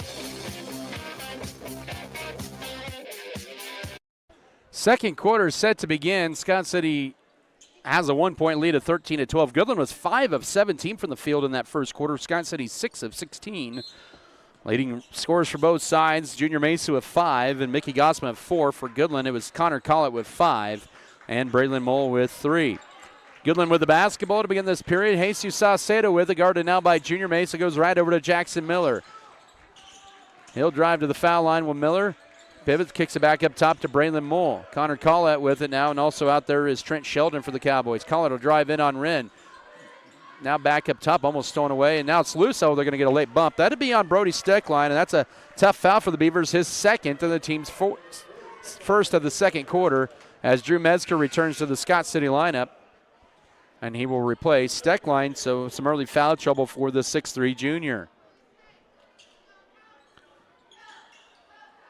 Inbound in goes now left wing to Saucedo, guarded now by Mesa. So he switches up on their man. Beavers with Mickey Gossman, Drew Metzger, Junior Mesa. Here's a three for Mole, and he swishes that one home for a second three. He has 6. It's 15-13. 7:19 to go first half. They have their third triple tonight. And it's a 2-point Goodland lead in our 6th lead change of the first half. Underneath the Gossman toward the right block, backs his way in, takes it going up strong, and he gets stripped and is fouled. A break for the Beavers there with 7:07 to go second quarter. And Jackson Miller picks up his second foul, the team's first of the period. Gossman with 2 free throws coming up where he has struggled at the line. First free throws of the night for Scott City. They're 63% as a team. Okay, they're going to say it's a foul on the floor, not a shooting foul. It depends on kind of the official's preference. At times this year, that's been a continuation. This time it's not. New 35 on the shot clock. Metzger with it. Now right corner to Radke. He'll try and answer back 3, and he's going to rim that one in and out. Ball bounces around, and it's into the hands of Carter Yos for Goodland, who leads it by 2. Saucedo drives in. And a left corner 3 for Mole, and that one's halfway in and out, but the rebound popped around, and Metzger finally snags it for Scott City. So both teams, Scott City in particular, have had their threes go rattle in and out. 6:38 to go first half. Beavers down by 2 with the ball, 15-13. Wren with it, looking for a cutter, needs to avoid a 5 count, finds Gossman at the foul line. Now one dribble, flips it over to Metzger. He'll drive in, and that's going to be a charge. Taken by Collett. Metzger with the first personal foul, the team's second of the quarter. Second, make that third Scott City turnover of the half as Cooper Irvin will be in for Caston Wren. 6:26 to go second quarter, 15-13. Goodland with the lead and the ball back.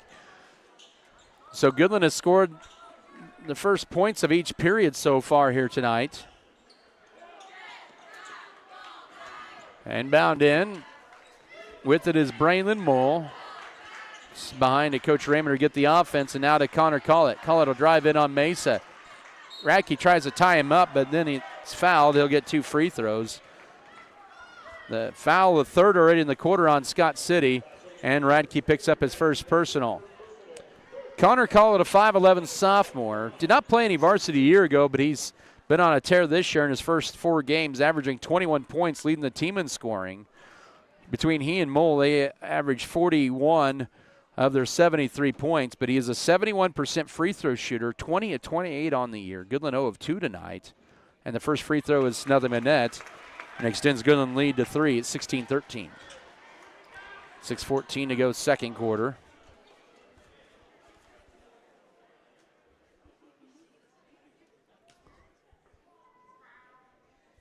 Free throw number 2 is also perfect, and Goodland with a 4-point lead. They have the first 5 points of the quarter and have taken a 17-13 lead here with 6:10 to go the first half. Into Mickey Gossman out high, up top to Avery Radke. Swings it left corner. Irvin, ball fake on a 3, guarded by Collett. Now back up top to go to Radke. 2 minutes into this second quarter. Needs help to avoid a 5 count. He's used up his dribble now. With it now harassed is going to be Gossman. Into Metzger, right side to Irvin. 10 to shoot. Looking to drive in. He'll penetrate. Finds the kick out. Radke will try a 3. Can he be good on that one? No. And a whistle and a pushing foul. That could be 3 free throws. Let's see here. The foul will be on Jesus Salcedo, his first. It's a non-shooting foul. And Brendan Cook is in for the first time, a 6'3 senior. Scott City now 1 of 9 from downtown in this first half. So Cook will replace Gossman.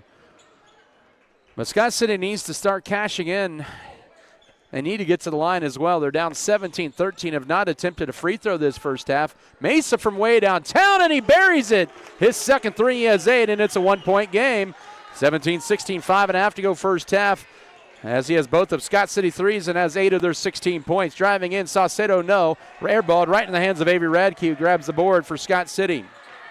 In transition, here's Scott City looking to retake the lead. Mesa to drive in. Jump stop, pivots in the paint, goes up, can't get it, but he draws. A travel. Turnover number 4 on Scott City with 5:17 to go second quarter. Tough break there for the Beavers, down 1, 17-16. As Goodland maintains the lead in the basketball. Collett with it, he'll drive in, lay it up and miss it. Too strong, and Radke boards it for Scott City. Beavers looking to go back up here, 5-minute mark, and it's Irvin in the left corner, 3 short.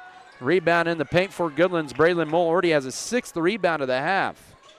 Goodland has owned the glass here in a big way this half. Mole a little stop and go, and now left corner 3 for Saucedo is short. Rebound Avery Radke. He has his 3rd straight defensive rebound. Scott City down 1 with the ball. Mesa turns down the deep 3, pulls up for the mid-range, and buries it. He has his 10th point. And Scott City 18, Goodland 17, 4:34 to go first half. That is lead change number 7 of the half. Goodland with the ball up top with it is Mole, guarded by Metzger. Almost lost it in the paint. Now left wing, call it with an answer 3. Good.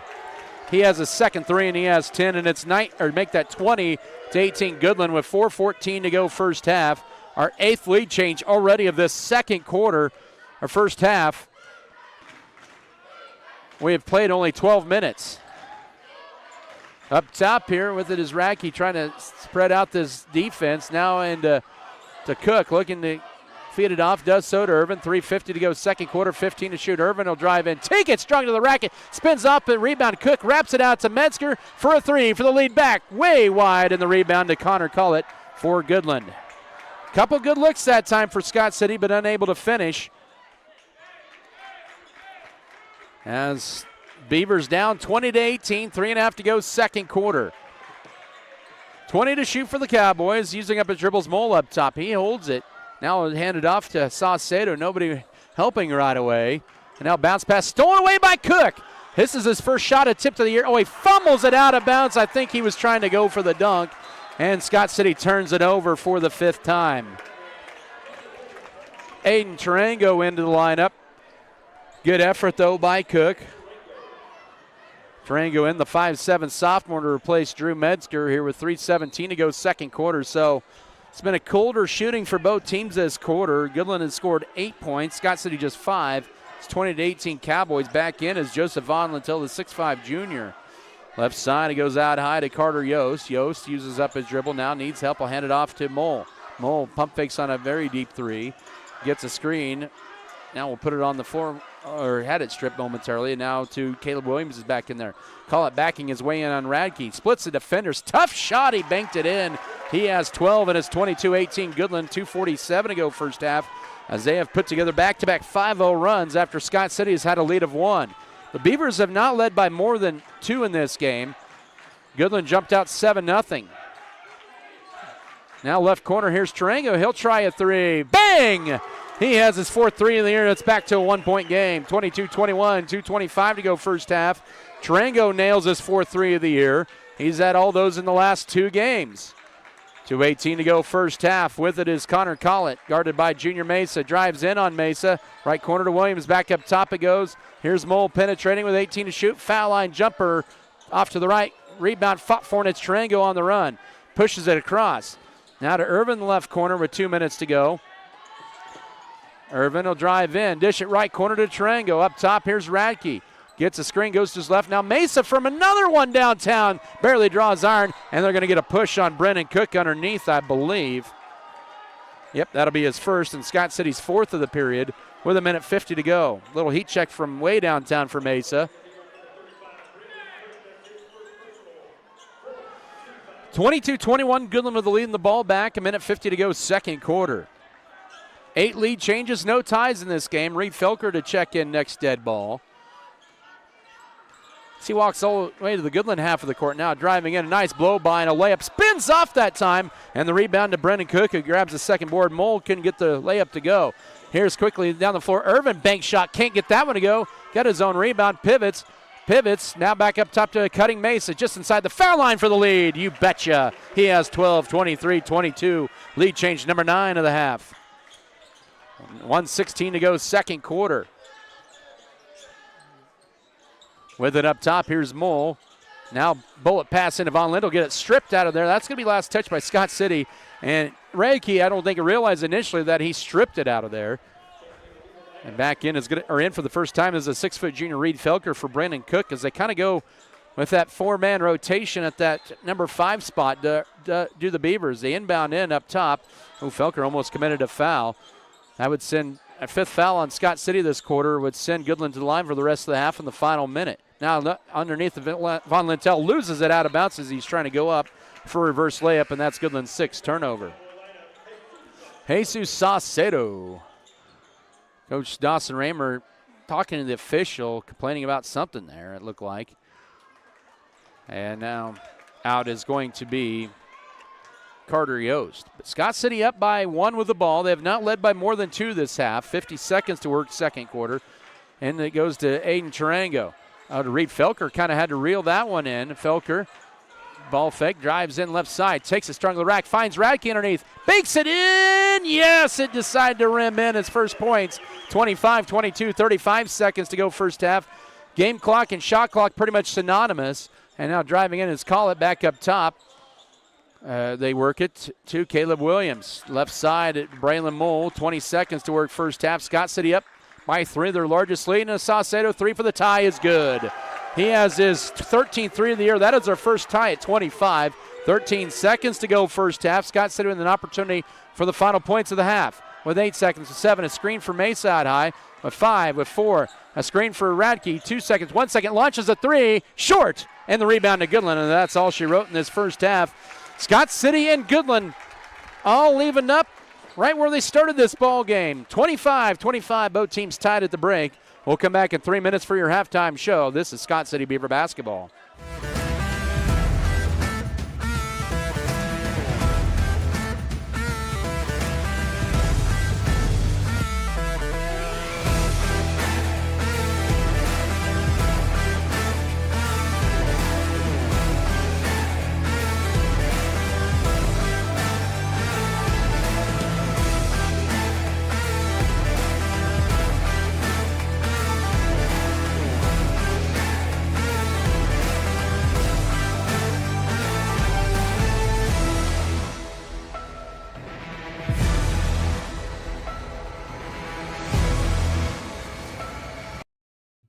Since 1950, Pioneer Communications has been right here in Western Kansas, connecting your community.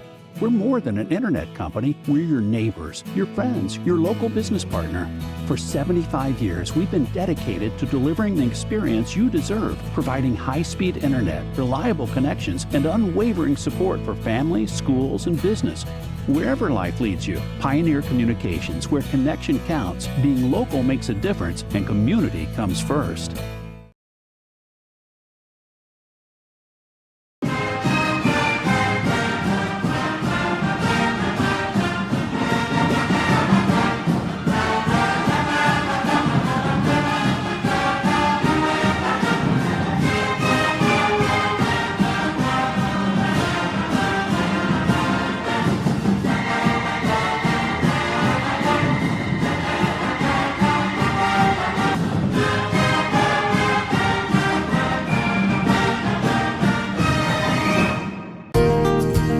First National Bank of Scott City.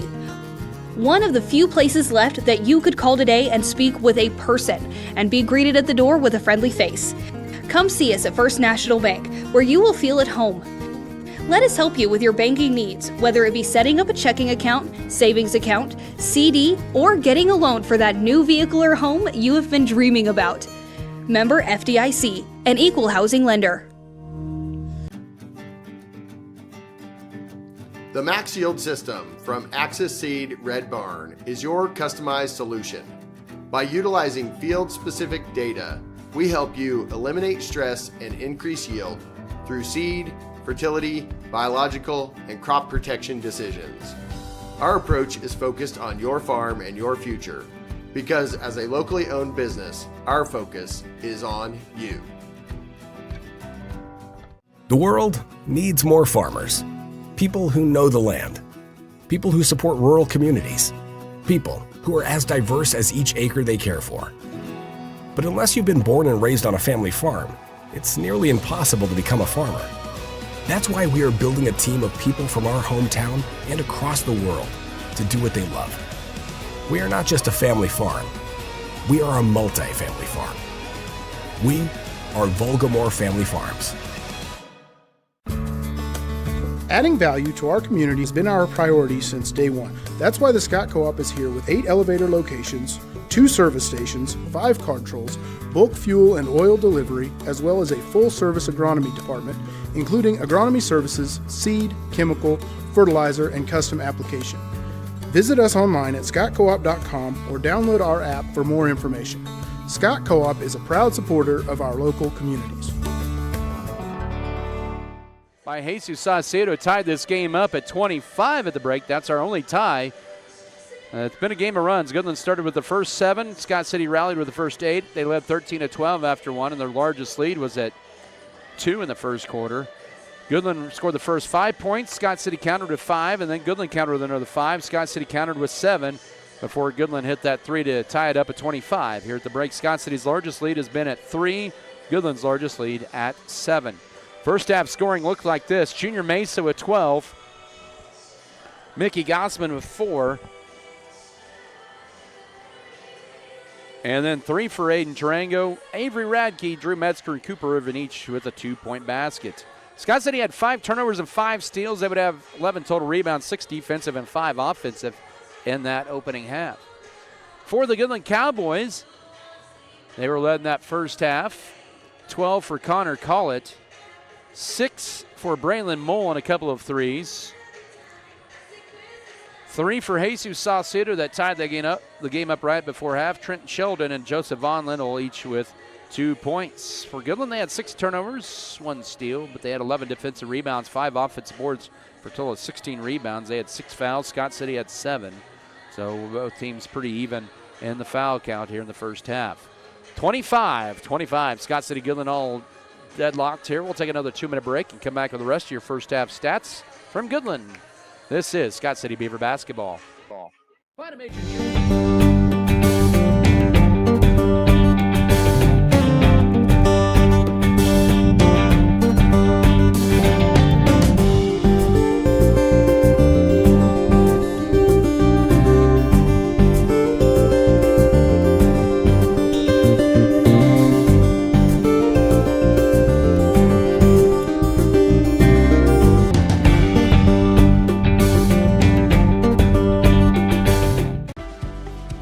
Fro Heating and Cooling of Scott City is a proud sponsor of Beaver activities. Brent and Angie take pride in helping our activities and support our students 100%. They can also help you with any heating and cooling needs that you have. Give Fro Heating and Cooling a call at 620-872-3508 and see if they can help you with your needs today. Bank of Scott City, member FDIC, and equal housing lender. Check out Axis Seed Red Barn and see how different we are. As a locally owned independent regional company, we tailor the seed, fertility, and biological products we offer to your farm. Through the Max Yield system, we recommend locally tested solutions because your farm is more local than any set of data from anywhere else. Axis Seed Red Barn, your farm, your future. That's our focus. For more information, visit redbarn.ag. You can purchase firearms in many places, but do you get the service and questions answered by someone who wants you safe and knowledgeable? That's why people go to Dr. Holderman at Scott City Guns in Scott City, Kansas. Shooting firearms can be both fun and challenging, and whether you are hunting, target shooting, shooting clay targets, or just plinking, they have accessories, ammunition, and target needs. Check them out on the web at scottcityguns.com or stop by West Highway 96, Scott City. Purchase from someone you trust.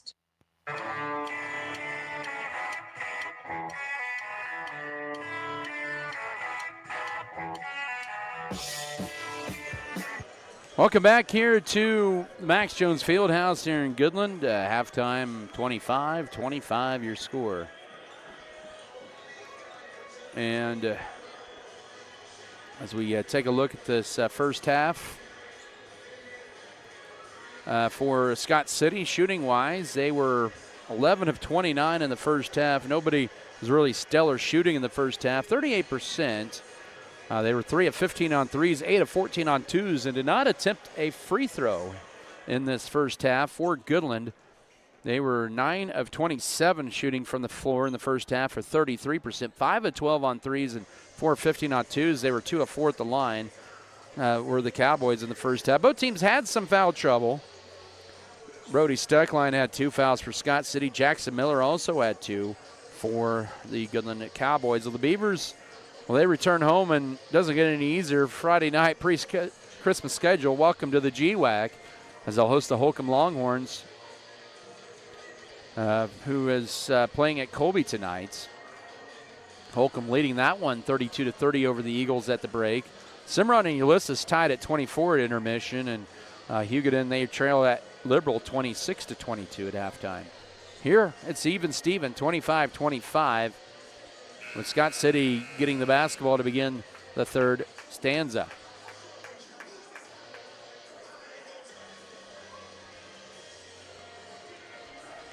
Goodland just coming out on the court there late.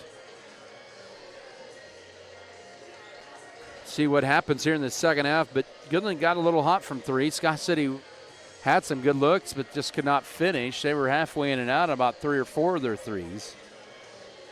But I think Scott City has to like their scenario with their leading scorer, only 2 points tonight. Junior Mesa just 3 off his average at 12 and not attempting a free throw. I think Scott City has to feel pretty good where they're at here with some adjustments coming up here in the second half.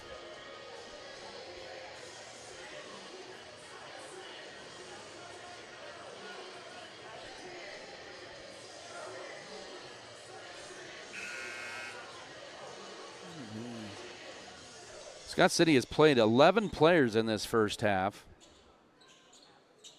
They have 15 suited up. It'll be Scott City's ball. Cooper Irvin, Junior Mesa, Brody Steckline, Drew Metzger, and Avery Radke for Goodland. Jesus Saucedo, Braylon Mole, Connor Collett, Trent Sheldon, and Jackson Miller. Third quarter officially underway. Mesa around a screen out high. Goes right. He's guarded now by Trent Sheldon. Goes to his right, takes to the rack. Runner short. Rebound. Irvin tried to fight for it, but Collett boxed him out. And he has a 6th rebound. Good look, just could not finish. Opening possession for the Cowboys here in the third quarter. Mole, the 6'1 senior up top, or 5'11 senior, up with the dribble, guarded by Drew Metzger. Now throws it over right side to Jackson Miller. Faces Junior Mesa. Entry feed, nobody home as it goes right down Broadway for Goodland's 7th turnover. As high octane of a game this is, the turnovers have been minimalized. Scott City 5, Goodland with 7. And now the Beavers will have it here. Tied at 25, first 35 seconds of this third quarter. Steckline up top goes left to Cooper Irvin. Irvin around his screen.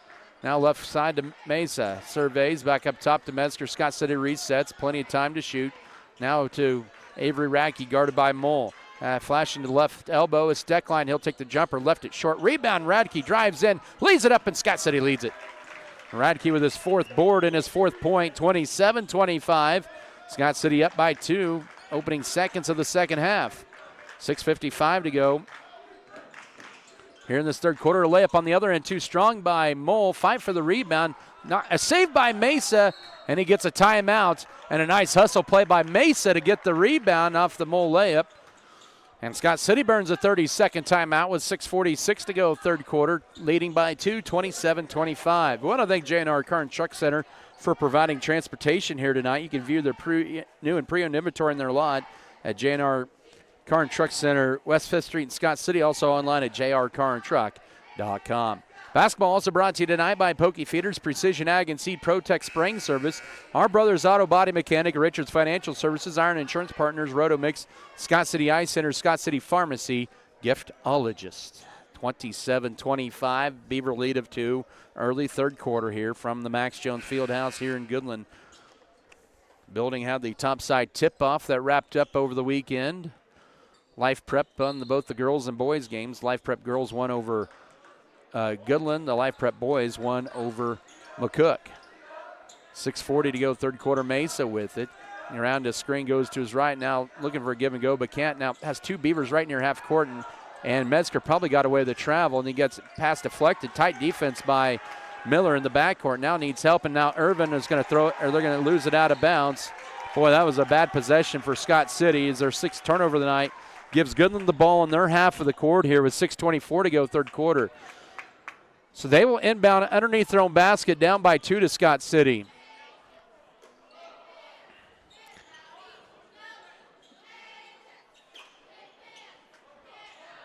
They'll inbound it with Mole. Nobody moving with a sense of urgency yet. They'll lob it up high to call it. He'll track it down near half court. And now to Trent Sheldon up top. Here is Mole with it, guarded by Steckline. Looking to drive in on Steckline is Mole. Pivots. Ball deflected loose. Picked up by Metzger, and he gets tripped. A steal and a turnover. Connor Collett will pick up his first foul and the team's first of the third period. And a good defensive play by Scott City with some help defense in the paint with 6:09 to go third quarter. Beavers back with the ball up by 2, 27-25. It's going to be Irvin to take it into the front court as Scott City moves it up top to Steckline, looking for a cutter. He'll drive to the rack instead and lay it up and bank it home as first basket, 29-25. 5:55 to go third quarter. Steckline on the board for the first time tonight. Scott City's largest lead at 4. Mole with the dribble out high, use the screen, goes to his left. Scott City recovers on defense. Now left wing for Jackson Miller. Looking to penetrate. He does so to the left elbow. Flips it behind him to Jesus Saucedo, who steps back. 12 to shoot. He'll launch a three and bury it. You knew that was going in when it left his hands. 29-28, 5:28 to go third quarter. And Scott City had a couple collapse on him, a little miscommunication there. And Goodland's back to within a point. Entry feet in a step line toward the left baseline. Backs his way in, spins, move, banks and one. Steckline with 4 in a row for Scott City. 31-28, 5:12 to go third quarter. Team foul number 2 on the Cowboys this quarter. And they're going to get Trent Sheldon with his second. 2 Goodland Cowboys that check in, Joseph Von Linnell and also Caleb Williams. Steckline will attempt Scott City's first free throw of the night as they're back up 3 with 5:11 to go third quarter. On the year, he's just 2 of 3 at the line. Scott City 63% as a team. They went just 4 of 5 against Ottawa on Saturday. Free throw is too strong.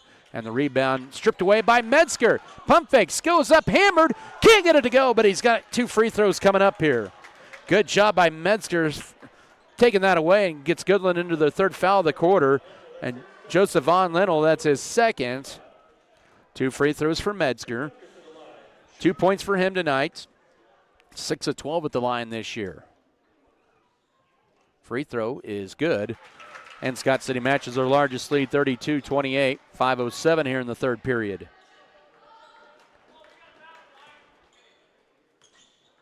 Second free throw for the junior. And short. It's a 3-point trip out of that for Scott City. And Goodland collects the boards with Collett. 5 minutes to go third quarter. It's Mole with it. Right corner to Caleb Williams. Williams guarded by Mesa. Entry feed in the block. Pivot, Collett, bank shot good. Nice move for him. He has a 14-point night. 32-30, 4:47. Scott City quickly back the other way. Mesa, he has his 14th point as well. 34-30 with 4:41 to go third quarter. So Scott City beats Goodland down the floor quickly and puts their lead back up to 4. The 4.5 mark of the third quarter. With it is Mole up top. Now to Collett, guarded by Mesa. Right wing goes to Jackson Miller around the screen. Back up top to Joseph Von Linnell, goes left side to Caleb Williams. 15 to shoot, 4:20 to go third quarter, 34-30 Scott City, and Mole will fire a deep three. That one halfway in and out. Steckline gets the board, his second of the game for the Beavers. Scott City up by 4, and now up by 4 as that three is missed, but Steckline fouls with a push underneath, fighting for the rebound after the Radke missed 3. He has just 4 points tonight. And now Steckline with 3 fouls with 4:06 to go here in the third quarter. And that'll send Mickey Gossman to the scores table. Scott City's first foul of the third quarter. And for Steckline, who has 4 points and now 3 fouls. Also, Goodland subbed in a player. Did not see which one it was. But we're at the midway mark of this third quarter. Goodland with the ball down 34-30 to Scott City here. With it up top, Braylon Mole, elbow left extended to Collett. He'll drive to the foul line, right lane line, right corner. Here's a 3. Good. Jesus Saucedo heating up from downtown and pulls the Cowboys back to within 1. 3:45 to go third quarter. He has 2 threes in this quarter, 9 for the game. Goodland has hit 7 threes tonight. Scott City has just hit 3. After a 14-3 performance and the paint shot, no. Rebound Goodland. That was put up by Irvin. Did everything right but finish. And now Saucedo races it back for the Cowboys. Goodland looking for the first lead this half, down 1. Caught in the paint. Blocked by Gossman. Oh, he got a little contact and a foul. That'll send Collett to the line for 2 free throws. 3:22 to go third quarter. Second team foul on Scott City's. Gossman picks up his second. Connor Collett, the sophomore, at the line for 2 charity tosses. 2 for 2 there tonight. Goodland 2 of fourth line. Scott City just 1 of 3 here in a 1-point game. Quiet Jim. And we're tied for just the second time, 34 all. 15 for the sophomore. Boy, he's been very impressive here tonight. Averages 21 a game. Another quiet Jim here in the Max. And it's a 1-point game for Goodland. They take the lead back, their first lead of this third quarter. The 10th lead change of the night, 35-34. The Cowboys on a 5-0 run here in the last minute.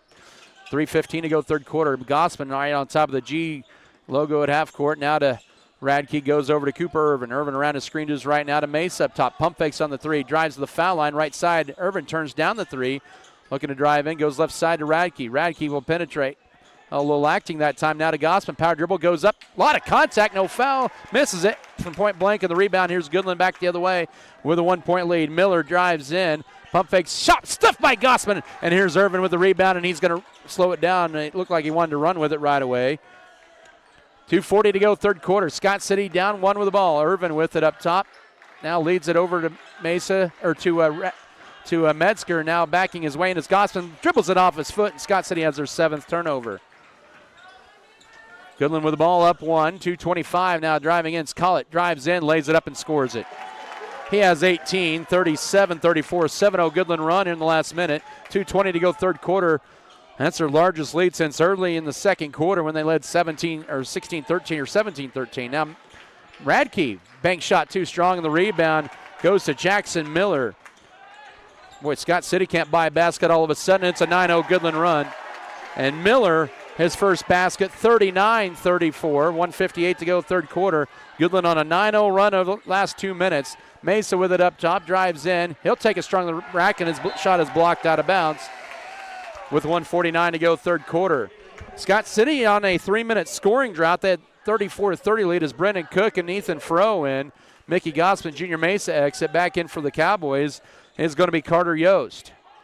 1:49 third quarter, 39-34 Goodland. They're on a 14-9 run now in this third quarter, and they've also scored the last 9 of this ball game. Up top to Ethan Fro. Finds Cook in the paint, goes to his left, pivots. Back up top, Fro will launch a 3. And that'll be bouncing off, and the drought continues for Scott City as Goodland easily clears the boards. Driving in, Mole leaves it short. 4 Beavers in there, and it's in the hands of Avery Radke. He has a 6th rebound of the night. Mole just 6 points for him, but Collett's carried a big load with 18. Minute 20 to go third quarter. Scott City on a 3-minute drought here. Radke right corner to Fro. Goodland has scored the last 9 of the ball game over a 2-minute span. Backing his way in is Cook for his first shot attempt of the year, and he's fouled. He will get 2 free throws here with 70 third quarter seconds to go. That'll be team foul number 4 on Goodland. Joseph Von Lindell, that is his 3rd. With 1:10 to go third quarter, he has 3 fouls. 2 free throws coming up here for Cook. First trip to the line this year. And gets that one down. His first points of the year as well. 39-35, 70 third quarter seconds. So Caston Wren in. And also in as Ethan Fro's in there. Also Aiden Tarango and Avery Radke. Goodland also bringing in some subs. Carter Yost, one of those. Second free throw. Cook leaves that one short. The rebound to Connor Collett. Has 8 rebounds tonight. 4-point Goodland lead with the ball. Final minute of this third quarter. Collett will drive in, and the paint pivots, flips up the shot, and got it. He has 20. 41-35, 58 seconds to go third quarter. An 11-1 run over the last 4 minutes. Make that 3 minutes for the Cowboys. Now Fro, he turns the ball over, gets stripped, and here's Mole leading the charge. 40 seconds to go. Now another 3 is launched, and that one might have been blocked. Saved into play, tipped in the air to Fro for Scott City. Saucedo, a little heat check. 30 seconds to go third quarter. Now Caston Wren left corner. He'll fire a 3. Too strong. And Scott City cannot buy a 3-pointer this half, or this ball game. And a foul on the backside for Aiden Tarango. That'll be his first. Scott City's 3rd of the period. as they have gone cold from the floor over the last 4 minutes. Only 1 point, 11-1 Goodland run. They have a 41-35 lead late third quarter. And it'll be Junior Mesa. The shot clock is off, and this is Scott City needs another big defensive pressure or stands here in this third quarter. The shot clock off. The possession arrow favors the Cowboys. They do have one foul to give here.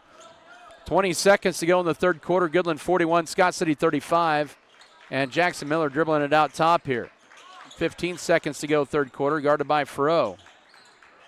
Scott City had a 34-30 lead with 4:41 to go third quarter. A three by Jesus Saucedo sparked an 11-1 Cowboy run. And now Mole trying to extend that run, and he will not with a three. Rebound Triangle with 2 seconds.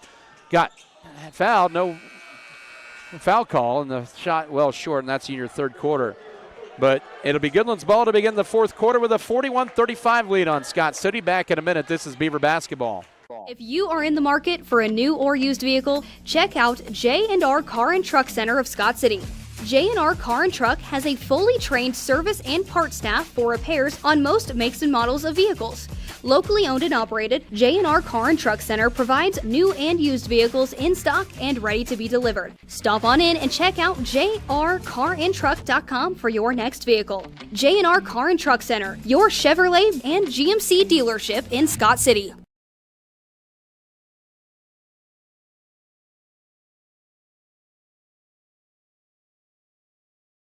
There are places where people truly value relationships, where distance is measured in acres, and all roads lead to families on one mission: to provide for their loved ones, their community, and the world.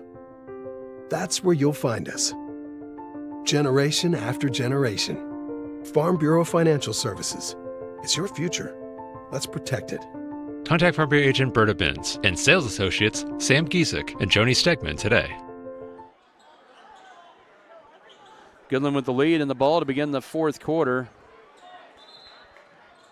Scott City trailing here by 6. They've not trailed by more than 7. Goodland closed out the final 3:45 of the third quarter, an 11-1 run. Scott City has not had a field goal in nearly 5 minutes here and just 1 point.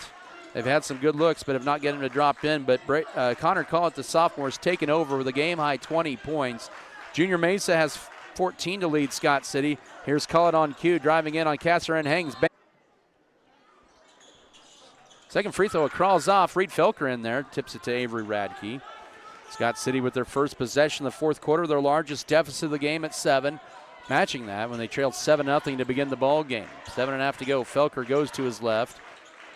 He uses up a dribble, finds Junior Mesa up top. Mesa looking to drive in. Tough defense out high by the Cowboys. Scott City just 3 threes tonight. They miss another one, and rebound in the hands of Jackson Miller.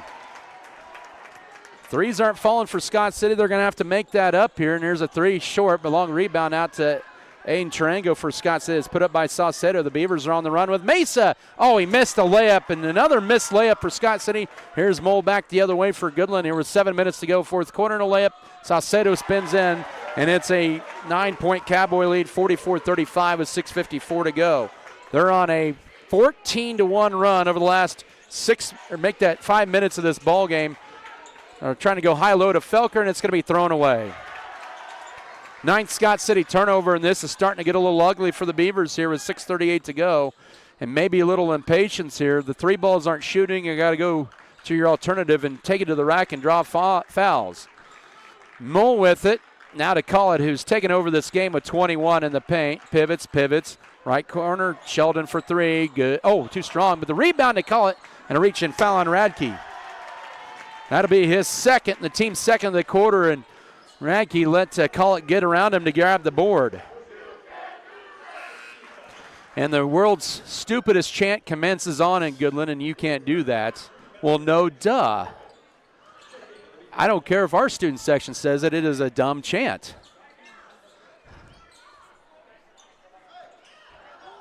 .6:19 to go, a new 35 on the shot clock, 44-35, and Dawson Raymond wants a full timeout. We'll take it as well. 6:19 to go, Goodland 44, Scott City 35. We're back in a minute. This is Beaver basketball.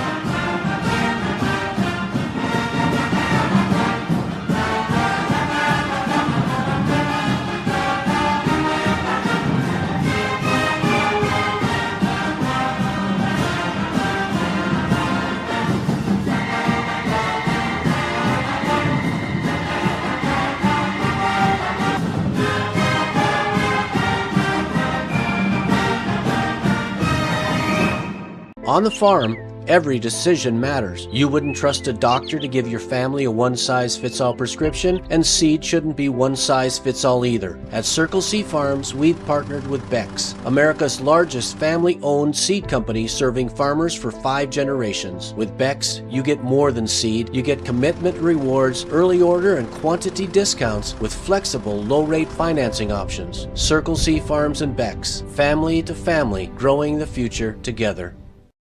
5 KSKL Scott City, powered by Wheatland Electric, committed to improving the lives of their members and the community they serve. Wheatland Electric, delivering energy for life, a Touchstone Energy cooperative.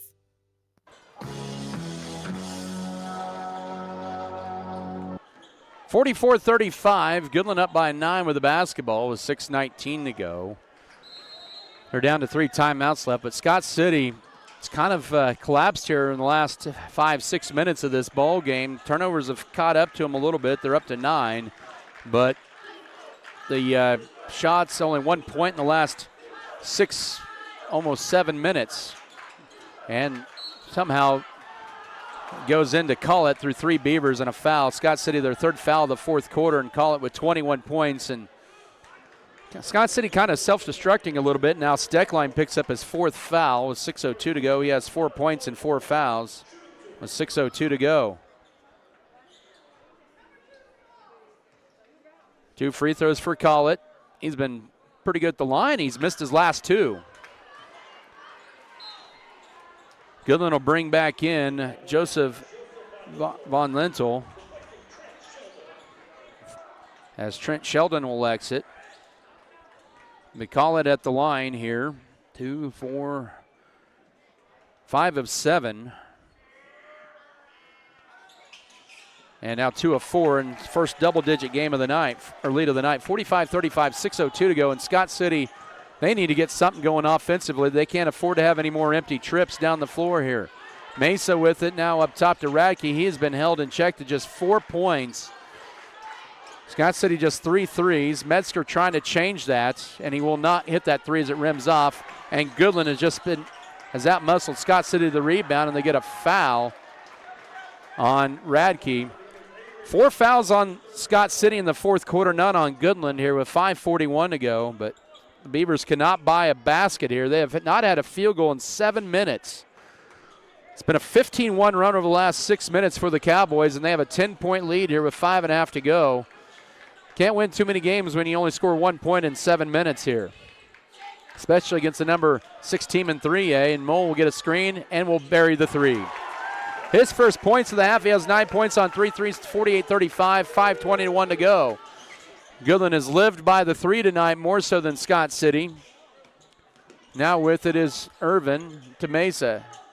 Turns down the 3, drives in, pump fakes, leans in, and finally draws a foul and gets a little Bronx cheer from the Scott City bench. First foul of the 4th quarter on Goodland. That'll be in Joseph Von Lindell. That'll be his 4th with 5:07 to go. But that's what Scott City needed to do, is drive in and penetrate. They've been not doing that here as much tonight. And Mesa, his first trip to the line, he's 7 of 9 this year. Scott City just 1 of 3 tonight at the line and make it 2 of 4. And it's 48-36. Breaks a 9-0 Goodland run, but they're on an 18-2 run here over the last almost 7 minutes. Sheldon back in the lineup. Mesa with 15 to lead Scott City. Right at his season average. Second charity toss. Crawls in. 48-37. And the Beavers need to get a defensive stop here. 5:07 to go as they apply a little full court pressure. Now with it is Connor Collett into the front court left to Jackson Miller. He'll stop. 5 minutes to go left side. Now penetrating is Collett. Underneath, gets stripped by Metzger, and then a reach-in foul on Collett. His second, the turnover and the foul, and the team's second of the 4th quarter with 4:54 to go. So Scott City got their first stop on defense, and they'll have the ball down 11 here, trying to get it to within a single-digit game, looking for their first field goal in nearly 8 minutes.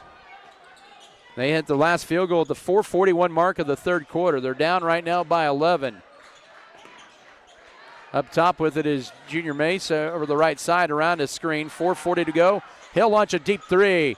No, but right there's Cooper Irvin. Pump fakes, goes up high off the glass, can't get it to go. Rebound, Mesa had it and then ripped away by Braylon Mullen, a whistle and a foul. Golly. Somebody get the lid off that rim. Mesa's first, and that's already the 5th team foul on Scott City. They had 3 opportunities underneath there. And actually 2, I beg your pardon, but could not get anything to drop in. And 2 free throws for Braylon Mole on the other end, where he's 13 of 19 at the line this year.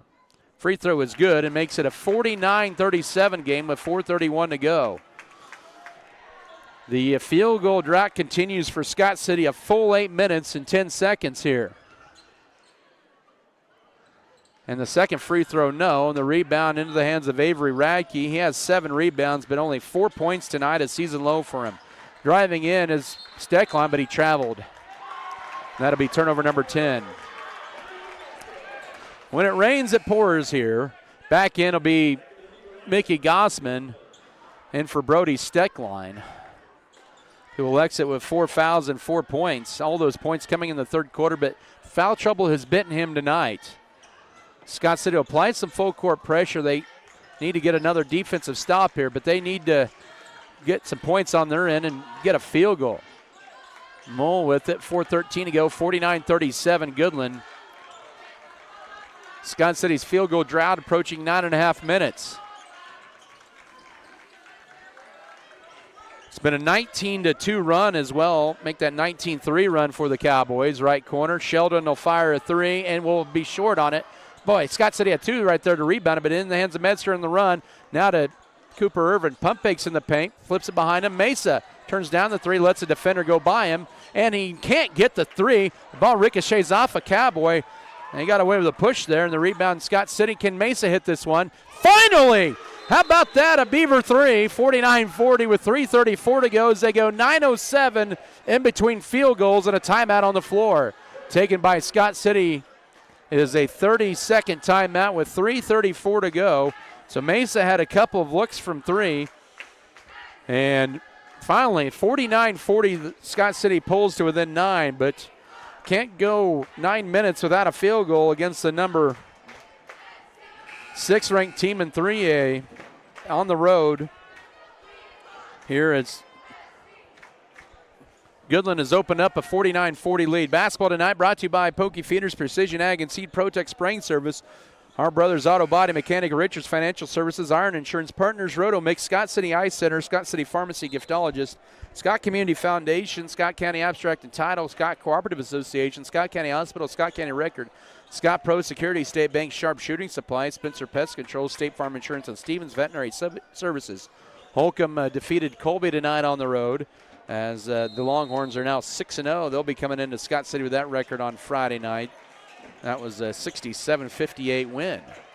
Here's 49-40 Goodland, 3.5 to go. Pressure from the Beavers in the backcourt. Both teams with 3 TOs left. And now 3-on-2 numbers. Collett will take it all the way. Will lay it up and draws the foul. That'll be on Mickey Gossman, his 3rd. He went down. No, they're going to get Irvin with that foul? Okay. That'll be Irvin's 2nd. Team foul, well, that's number 7 in the quarter. Just 2 on Goodland this period. Call it back to line, where he is 2 of 4 in the fourth quarter. Goodland 4 of 6 at the line. They're 8 of 12 for the night. Free throw is good, and that extends their lead back up to 10, 50-40. 3:22 left. Goodland to bring in Von Linnell in for Sheldon. That's been a regular substitution. Call it tonight, 23. The sophomore had a season-high 25 in their season opener against Cimarron. He's 1 point away from that, or 2 points away from that. Well, he's still 2 points away. Irvin will race it back as he missed the rebound, or missed the free throw. 3:15 to go, 50-40 Goodland with the lead. Scott City with the ball. Goodland took over the mid-third quarter and never surrendered. Metzger trying to keep Scott City within arm's reach. No, but rebound. And that's, oh, that is a flop. That is a flop. My goodness. Avery Radke commits foul number 4 off the rebound, and that is an absolute flop with 3:03 to go. And team foul numbers 8 in this quarter on Goodland. on Scott City. Goodland just 2 fouls. My goodness. 3 minutes to go. That official bought everything and then some with a tip on that sell of the charge. 2:50 to go. Braylon Mole with it. Goodland's going to burn some time off the clock. 50-40 with 2:45 to go. Driving in as Collett lays it up and scores it.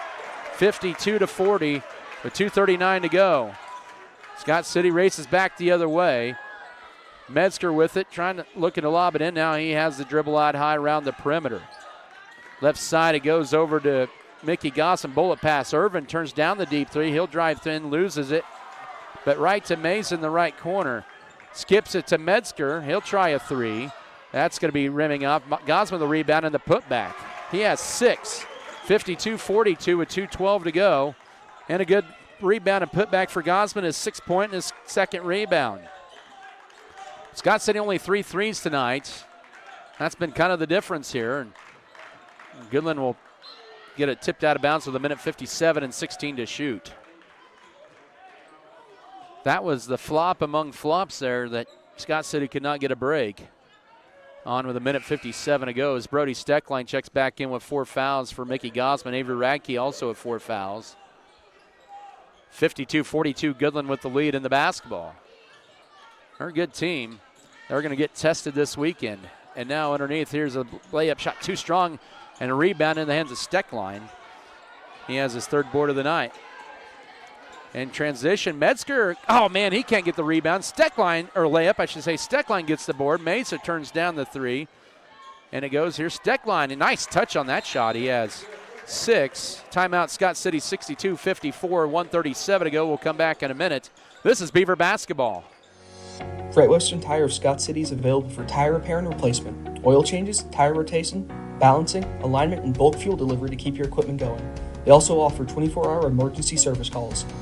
Deckmart Furniture and Appliances. At Deckmart, they offer a variety of quality furniture, including sofas, recliners, lift chairs, dining sets, bars, bar stools, mattresses, and more. They carry GE and Speed Queen appliances and are happy to quickly service what they sell with a local repairman. Great Western Tire and Deckmart Furniture and Appliances. Small-time friendliness with big city service and quality. Check out Axis Seed Red Barn and see how different we are. As a locally owned independent regional company, we tailor the seed, fertility, and biological products we offer to your farm. Through the Max Yield system, we recommend locally tested solutions because your farm is more local than any set of data from anywhere else. Axis Seed Red Barn. Your farm, your future. That's our focus. 52-44 Goodland here with 1:37 to go. Scott City going on that 9-minute field goal drought. Goodland would go on an 18-1 run and led by as many as 13. The Beavers so with the last 4 points though, but they have a lot of work to do down 8. Team fouls in this 4th quarter. If you're keeping track, Scott City with 8 fouls, Goodland just 2. The possession arrow favors the Beavers. Goodland can run the baseline out of the timeout. They have 2 timeouts left, and Mesa knocks it out of bounds off the inbounds with 1:37 to go. Good defense. But Steckline and Radke cannot foul. They have 4 fouls. Scott City with their starting 5 back out there.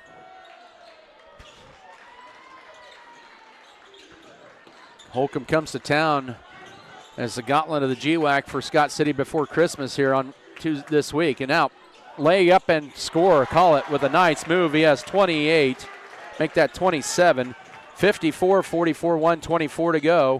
Scott City needs some points here in a hurry. Here's Steckline. He'll drive in, gets a strip, but picks it back up and then almost loses it out of bounds. Bullet pass, working around. Radke finds a 3. He finally drains one. He has 7. His 19th of the year, 54-47, and Scott City with a steal with 1:05 to go. And here's Radke, another 3. No, he gets his own rebound. He'll go up, can't get it, but he's got 2 free throws. He followed up his own miss. This game not over yet with a minute to go. 10th Goodland turnover.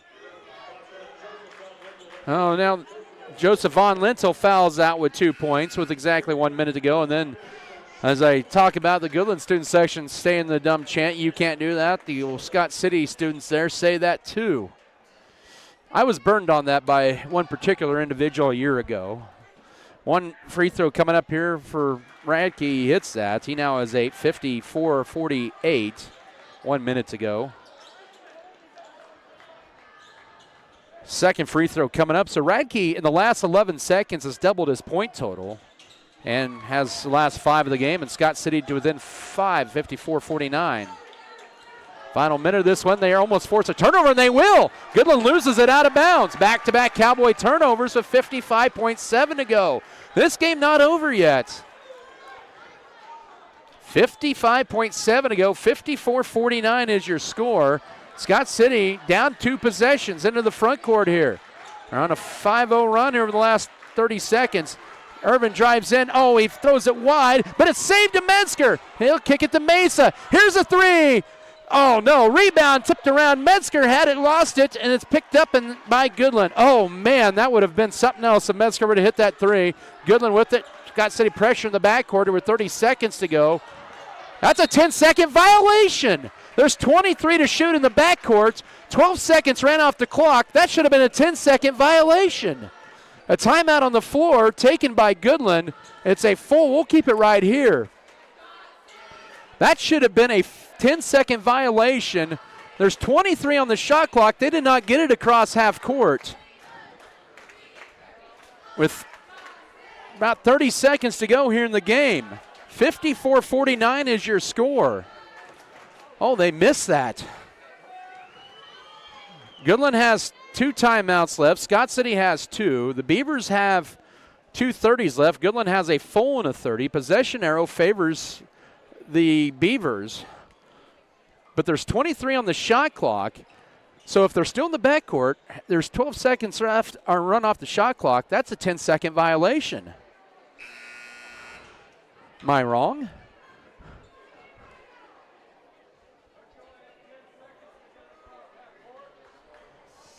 If another fan agrees with me. I know that's a Scott City fan. 28 seconds to go in the game.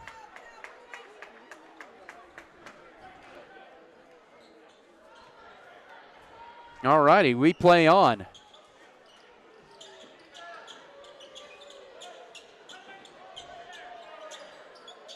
It's the second year of the shot clock.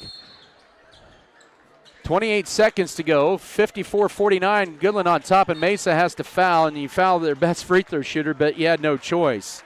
Mesa with the foul, his second, and the shot clock now off here with 27.5 seconds to go, and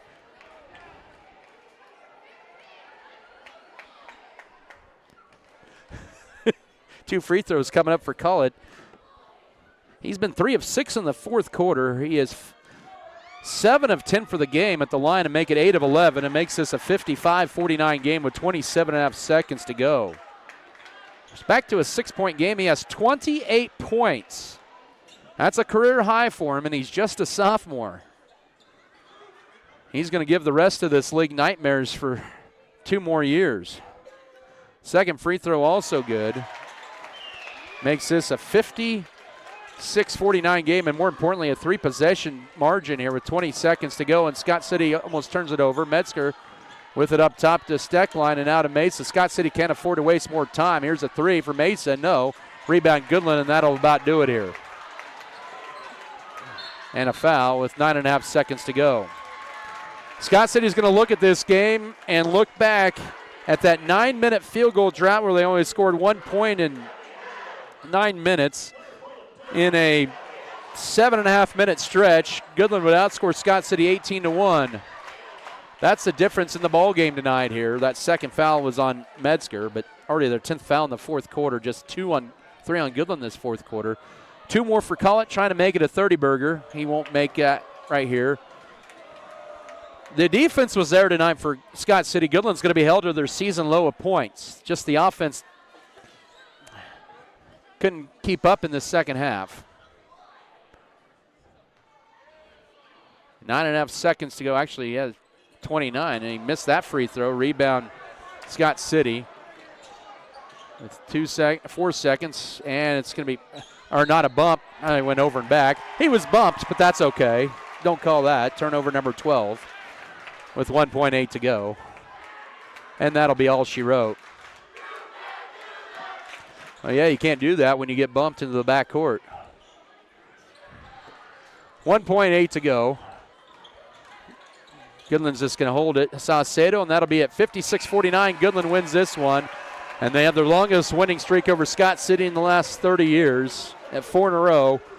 Goodland now 4-1 on the year as they head to St. George. They'll take on the Eudora Cardinals on Thursday. Scott City 2-3 on their 0-1 in league, and they're going to take on the 6-0 Holcomb Longhorns coming up on Friday night. Post-game coverage to begin in 3 minutes. Beavers following a good one here tonight, 56-49.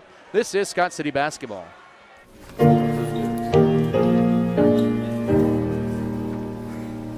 On the plains of western Kansas, where the sun sets